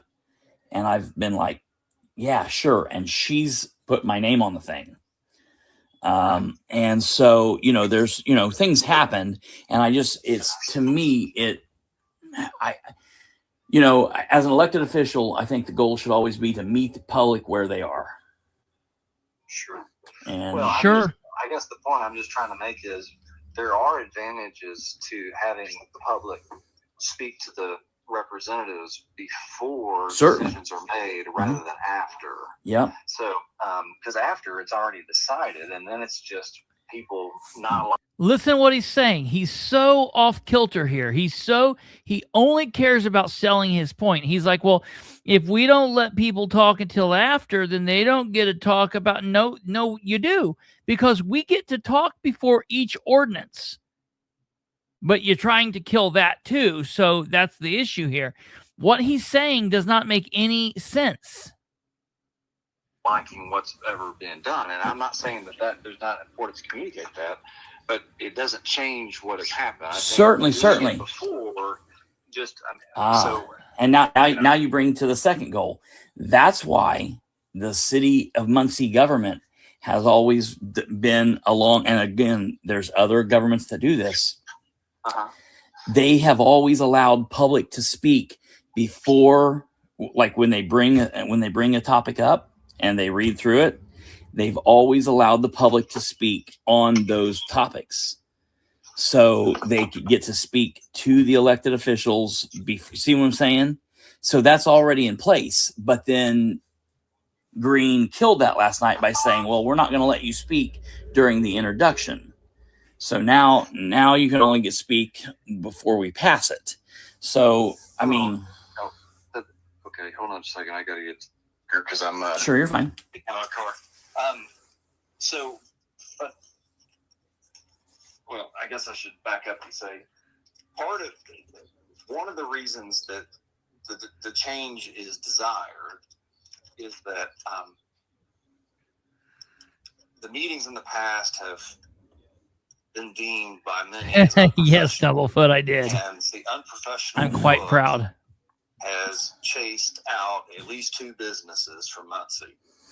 So we're trying to do things more professional and orderly in order to draw business, which I think everybody can understand. Sure, absolutely. Now, do you mean because the presidents when we say in the past, really we're talking about honestly just the last 2 years, and I agree. Jerry Dishman, as a Democrat, Republican, Democrat, trans politician, I will call him. I think it goes back further than that. Sure. There have been issues, but it hurts. So the point is if we can get it more orderly. Sure. So that's. I definitely want order. I lacking of communication is not an order issue.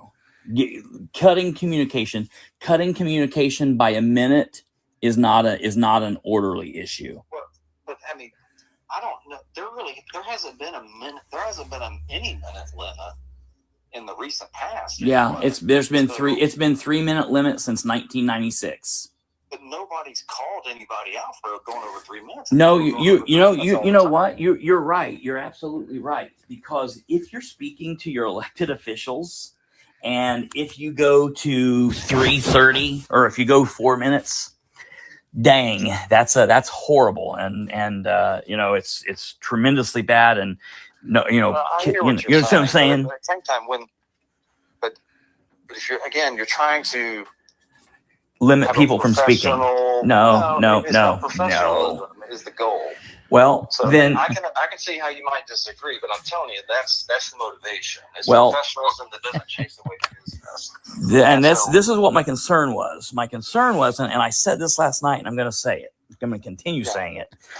Is if this was something that Green has just been thinking about, maybe he would be able to understand the concerns that a lot of people have, and maybe he would change. But if this is something that Dan has been pushing on him, and this is something that the party leadership is helping make him bolster and feel stronger about, then he's going to double down and he's going to continue making this poor decision. And I'm going to tell you, this is not going to help. This will not help with making things run smoother. So I'm letting you know that, because I'm never going to get up and give an address. No one needs to. I'm going to be very adamant about that. And everyone needs to contact the public access counselor to make sure that what I'm saying is absolutely accurate. You do not have to give an address. Whoops. Seems like they did, because they got rid of that one really quickly. Someone could drive here from Washington, the state of Washington, and speak. They can't stop someone from speaking who doesn't have a quote unquote Muncie address. And so giving the address is a safety issue. What if you have a little old lady I'm in the age of doxing. Who shows up and she's there every month, and someone says, well, you know what? She's at these meetings for 2 hours a day. You know what I mean? 2 hours a Monday. And so we can go break into her house on the first Monday of every month. You know what I mean? So I guess the point I'm trying to make is one that I didn't see being made, and is that I think it's better to speak before action is taken. Sure. Than after. I agree. It's not less. I agree. They're you're either speaking before or after, And No, I think speaking that's not before is true. better. That's not true. So have you missed every meeting when they say, okay, next up, we're going to discuss Ordinance 1526. Ordinance 1526 is an ordinance on, we're going to plant 10,000 more trees.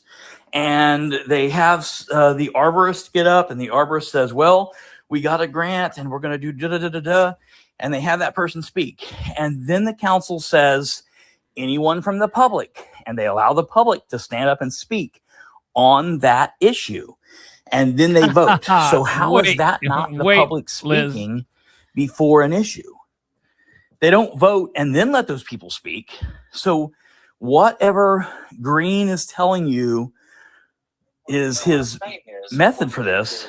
What? Moving the time that is after before.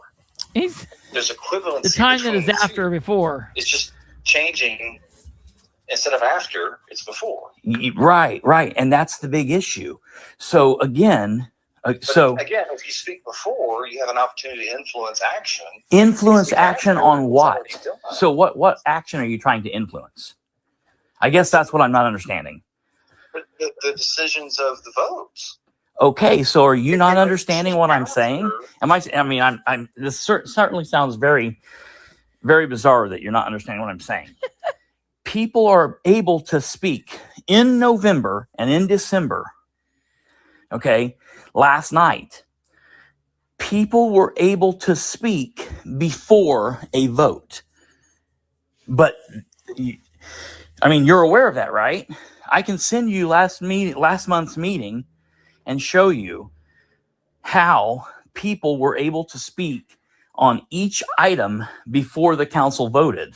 So having public comments at the end does not stop that.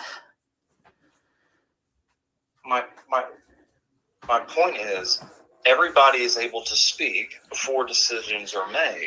Currently, which right. Is what you want. Right. And they were able to do that last month. They've been able to do that for the Muncie City Council since 1996. That you're fixing a problem that's not there. The problem is, and you acknowledged it earlier, is we've had disorderly meetings. No. I did not. I'm going to be very clear. I did not. Well, I said there have been presidents that haven't known what they're doing. We've had councils that have said, I'm telling you, we've lost businesses. Okay, and you know what? Then so we're trying to. Yes, seems like it's the cost of doing business. And so that's the purpose of this. The cost of and transparency. We're allowing everybody to speak before action. You're not allowing anybody to do anything. You're not an elected city councilor. That's very scary that you're saying that. No, I'm not. You're misunderstanding. I'm not. Those are your words. Speaking in the. You're misspeaking. As a Republican. Okay, well, don't do that because you're not a counselor. I agree. I'm not doubting that. I'm just saying people are violating my First Amendment rights is never going to be okay. And you can say that's you before action is taken. If I give my address. Well, again, I'm sympathetic with you there. Okay, but you're not a counselor. You're not the one that said it last night. Yeah, that's why I'm just saying what I didn't hear last night from you was that people are able to influence before the vote is taken. And I'm trying to also give you the news that we're trying to have more orderly I meetings didn't say that last night because that's not been a problem. I'm telling you, businesses have not come to Muncie. No, stop. Listen. Will you agree, yes or no? Because I need to know if you don't understand this. Will you agree, yes or no? Are you telling me that you don't believe people have been able to speak before votes on issues in the past? Is that what you're saying? Are you completely leaving out the fact that people have been able to speak before each item? What I'm saying is you can have order and people speaking. Right. Can't you have order? People speaking, but we have not had order. Well, let me tell you why you haven't had order. You haven't had order because we elect people that don't know what the hell they're doing. Well, and I think Green does know what he's doing. He doesn't. He doesn't. He hasn't communicated with majority of people that reach out to him in the 2 years he's been on the council. You're changing subjects. No, I'm just telling you. Okay, let's talk about order. Green, as a president, can demand order and still allow the citizens to communicate in the order that we have. That's exactly right. The problem that he tried to fix last night. And this guy's running for state representative. What's the problem? Because it is a problem. Okay, no, so I'm just listen. No. Listen. Don't defend the status quo. Something's got to change. You may not like the changes that are being made. No. But it's got to be better than it has been. Because it hurts us, and we're losing no. Listen, the nonsense on the council. It's the council. It's not the public that hurts us. No, that's the thing. I'm not. It's not public. It's the disorder. The disorder from the council. Listen. Well, yeah, but because they're the ones that run the meeting. No. But now they're running the meeting in an orderly fashion. No. Cutting communication is not that. I understand if you disagree with me. I'm just trying to get you to understand I'm making. But the point that you're making doesn't make sense.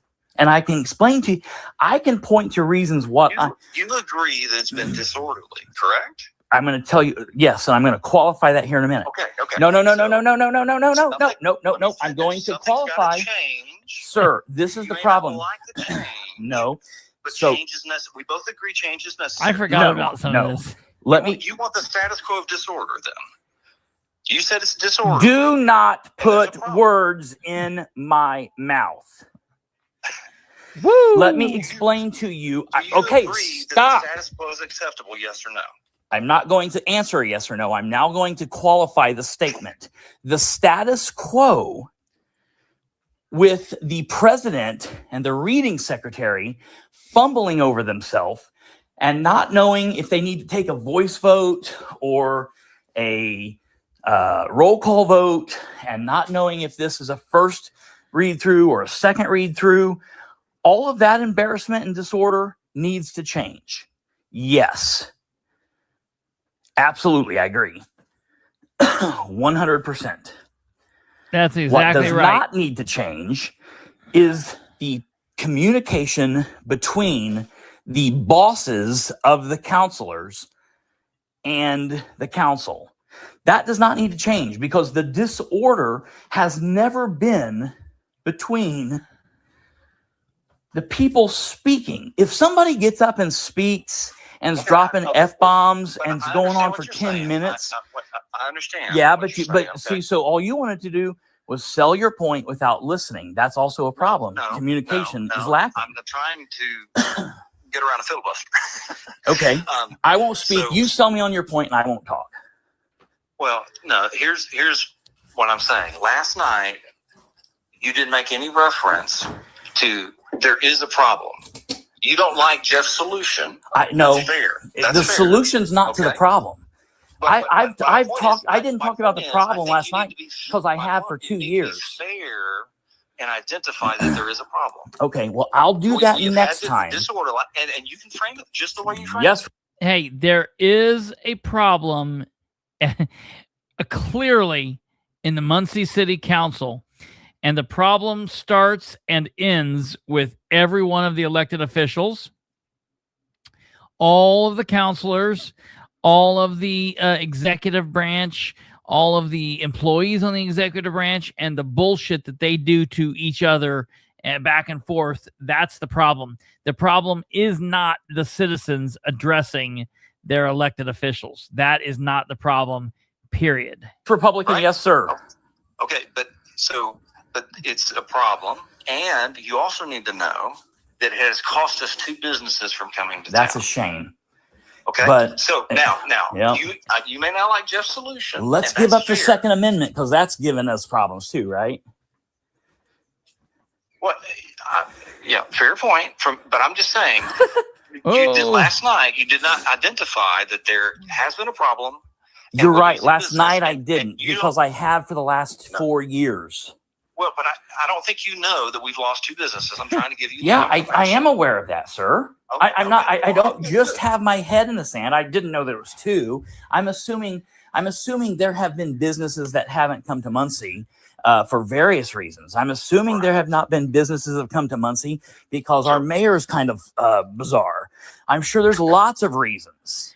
Yeah, but why that's I'm just happening. saying specifically on disorder. Specifically. Well, you know what? You know what? What would be great is if Jeff Green would have picked up the phone and made this phone call. He's the counselor. Why are you making this phone call? Oh, well, I mean, I appreciate it, but I'm just trying to give you new information. I'm trying to give you perspective on what we're trying to do and what our intentions are. How long have you been engaged in politics? How long have you been engaged with politics in Delaware County? Say that again. How long have you been engaged politically in Delaware County? Yeah. Absolutely. It's been a long time. I mean, just maturely. That's not a long time. Since 2008. Well, I mean, I moved to town in 2008. Okay. So, yeah. Well, Poor about Tim, 10 or 15 years before that's when I first got engaged in politics in Delaware County as a conservative, constitutionally minded individual. And I'm telling you that I understand. It's like this. It's like you're framing a problem that a lot of people are going to agree with, because there have been a lot of questionable things that have happened at council, but none of it has been because people were able to speak for 3 minutes instead of 2 minutes. None of it has been because people didn't give their addresses. And none of it has been because people were able to speak at the introduction and at the passing. That's all I'm saying. They don't I'm fine with putting it at both ends. But I mean, the bigger issue to me, and I'll be honest, the bigger issue to me is not letting people speak on both sides of reading the ordinances and resolutions. I could probably concede to the before or after. That's the smallest fish here. Speaking before or after. To me, it's asinine. It's asinine to fix a problem. That is not a problem that's caused a problem. But I could concede to before or after. But the 3 minute thing doesn't make sense. But I mean, do acknowledge. I do acknowledge that Jerry Dishman is an idiot.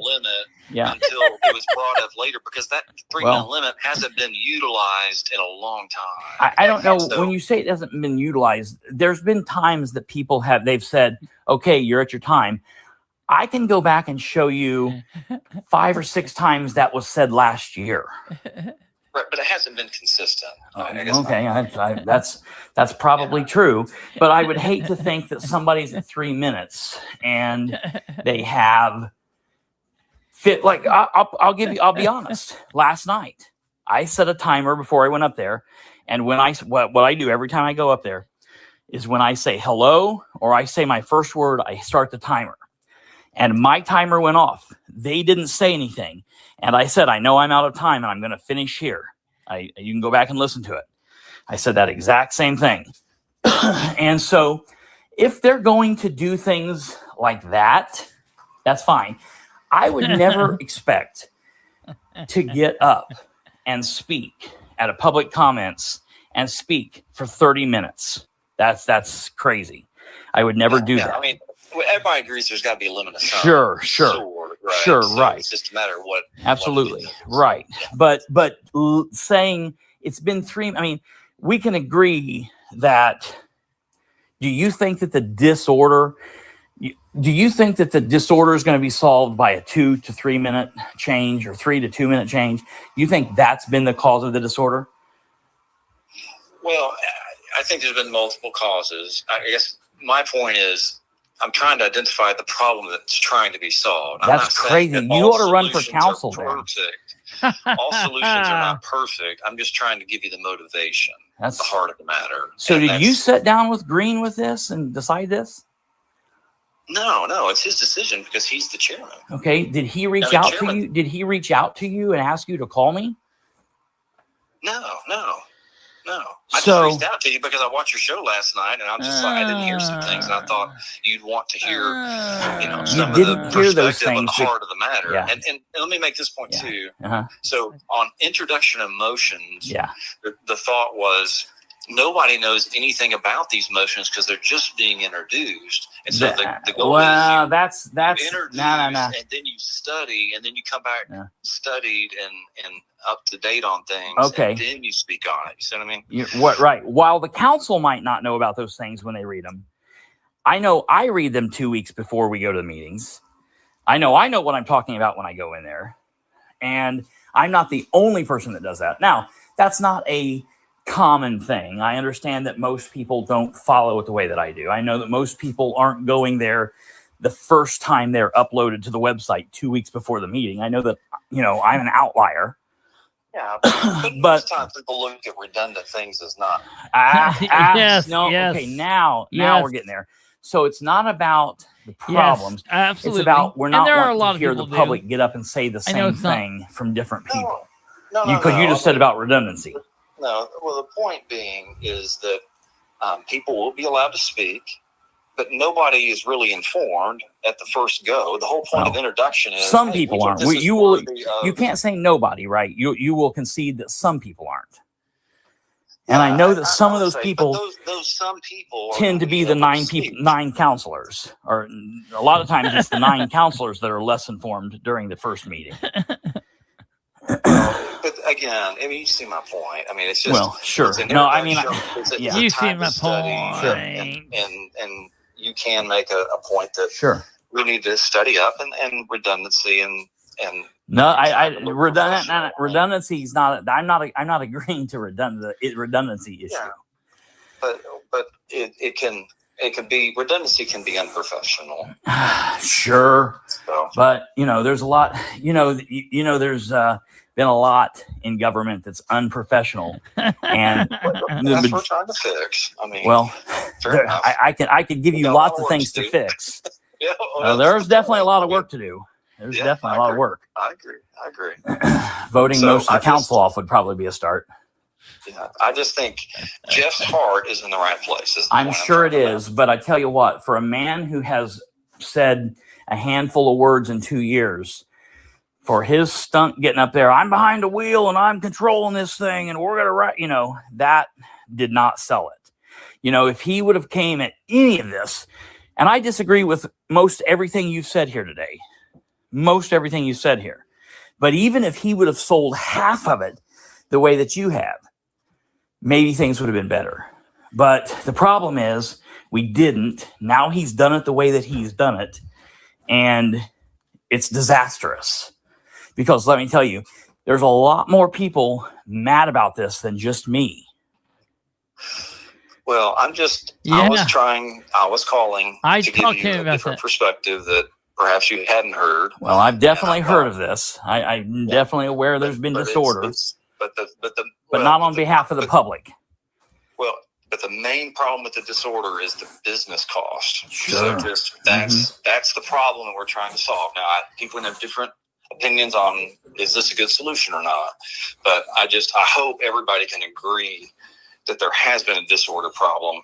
And so the question becomes how to fix that. And I think education. You need to educate your elected officials. Yeah.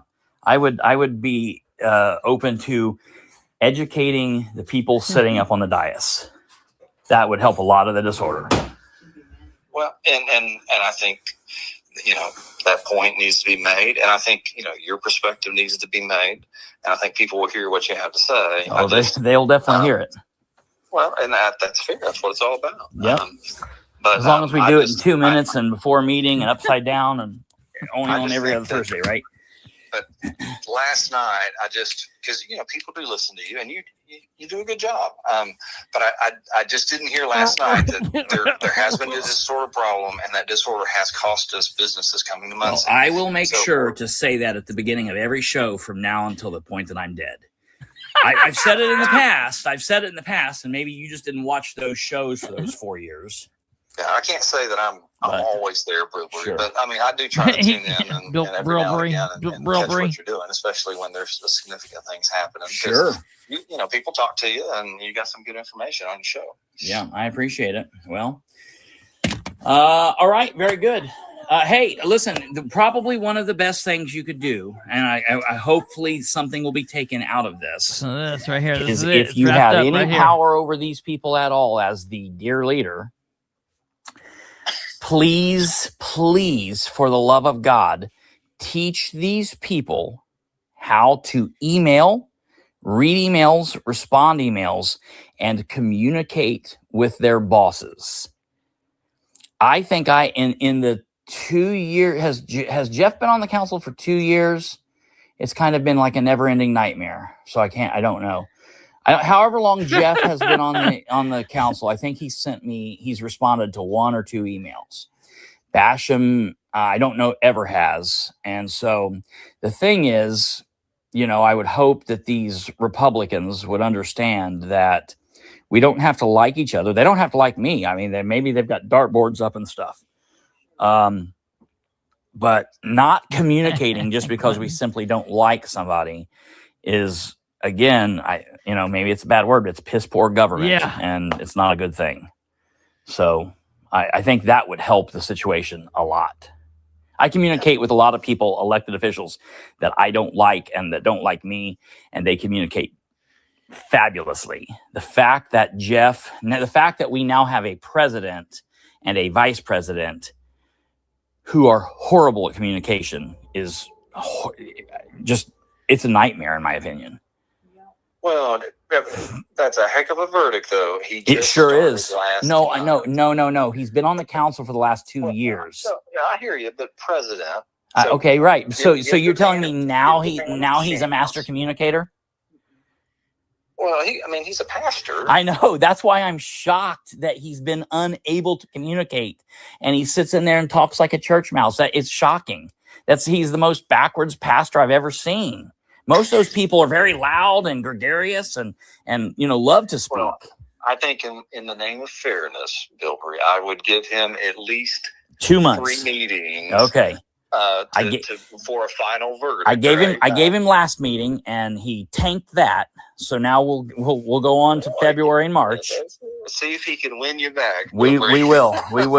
I tell you what would win me back better than anything is if he starts communicating, answering emails, and talking like he understands that he is a public servant.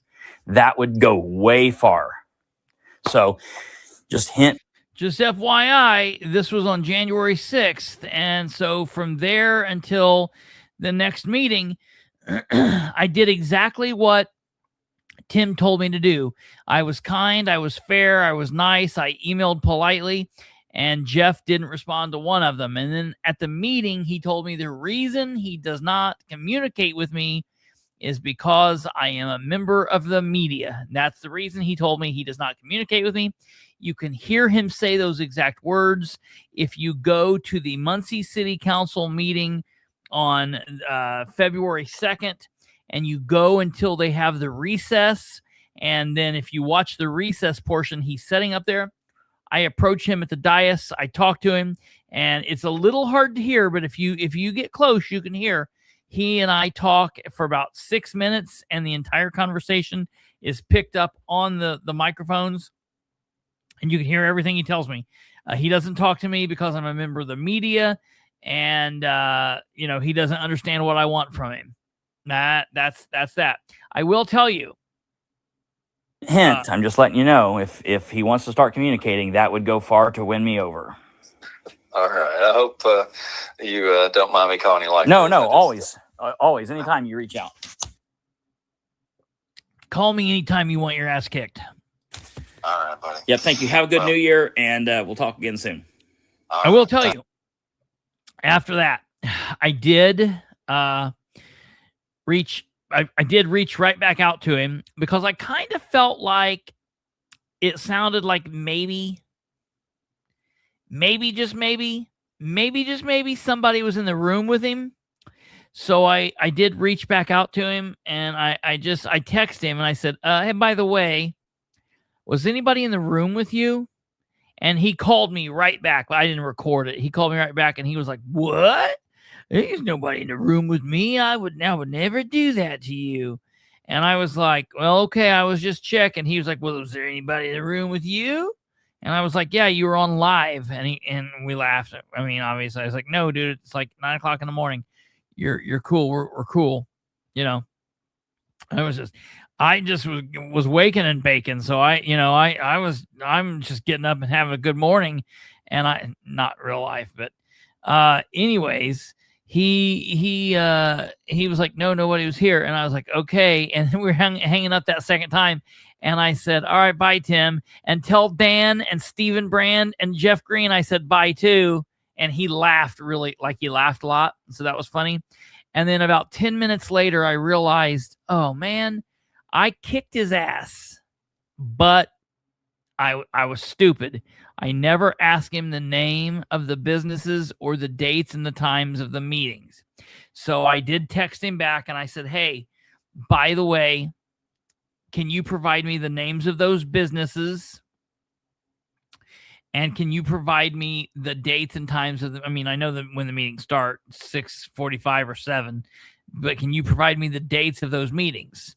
And he texted back and he was like, I don't know him. I'm sorry. I don't know. I never got that information. So I then emailed Ridenauer and his administration, communications director, and I did not get anything. They did not answer. They failed to answer. So I then text Dan directly onto his personal cell phone, and I asked him, and I did not get an answer. I then emailed Jeff Green, the council president, and I asked him, and he did not answer. So then I asked at the council meeting, and nobody answered. So I'm going to continue asking until they answer. I have a very sneaking suspicion that the two businesses they are referring to is the Wawa gas station that was supposed to come in just at the edge of Muncie out by 32 and Country Club Road. I think that was business number one. And I think business number two was the gas station that was supposed to come in at Concannon's, the old Concannon's. But neither one of those businesses left because of anything to do with the council. And that's the two businesses that he's talking about, because honestly, those are the only two businesses that left and skedaddled out of Muncie before they were getting ready to set up. Then they decided not to. And I think that's what the situation was. And as Kate's saying, that Concannon's deal was Dan's mess. Abso-freaking-lutely yes. So that's that. So that's a great example of why that man should not be the party chair. I don't think that Andrew Dale should be running his party, not party chair, excuse me. Well, yeah, party chair or District 34, the elected official. He's not going to win. He shouldn't be running. I don't believe that Andrew Dale should be running for District 26 State Senate. I think they should be focused on their ballot, their candidates, and normally getting the ballot full. But whatever. These people are in it for their own minds, and whatever they're doing, I think it's wrong. We will talk more about this. We will talk more about the people that filed to run for office as soon as I get in all of their paperwork, look at everything. I want to make sure there's no glaring errors. I will tell everybody that I like Chris Walker. I like him as a human, but I will tell you this. He's only voted in 2 primaries. After polling his voter history today, he voted as a Republican in 2004, and then he voted as a Democrat in 2020. So he does not meet the requirement to run. I'm sure he'll be challenged. I'm not going to challenge him. I'm sure someone will challenge him. And if he is challenged and if he's not given the okay by the party chair, which he's not going to be, I could see Tim withdrawing, because I fully believe that Tim only filed because Chris Walker had filed. So that will be interesting. Yeah, yes, exactly right, Admiral Eric. That's 100% correct. Yes. So, all right, folks, that's going to do it for us. It's been another long show, but we needed to get that taken care of. Thank you all very much for being here. We will be back tomorrow with more information. Hopefully, we will have more of the filing information, and we can finally get through that. We are going to start planning the attack for Catherine's bullshit that's coming up. There's a lot going on with that, folks. It's a very, very, very, very busy time. Remember, ladies and gentlemen, one last time, if you want to show your support and you want to be a nobody, you want to be on Team Nobody, a political spotlight nobody, you can get a hold of us and get some merchandise. Right there is the official Team Nobody shirts. And we will get that with you for myself and producer Kate here at the Political Spotlight. We want to say have a great rest of the evening. God bless each and every one of you, and we will see you back here tomorrow, God willing. Take care. Good night and a goodbye.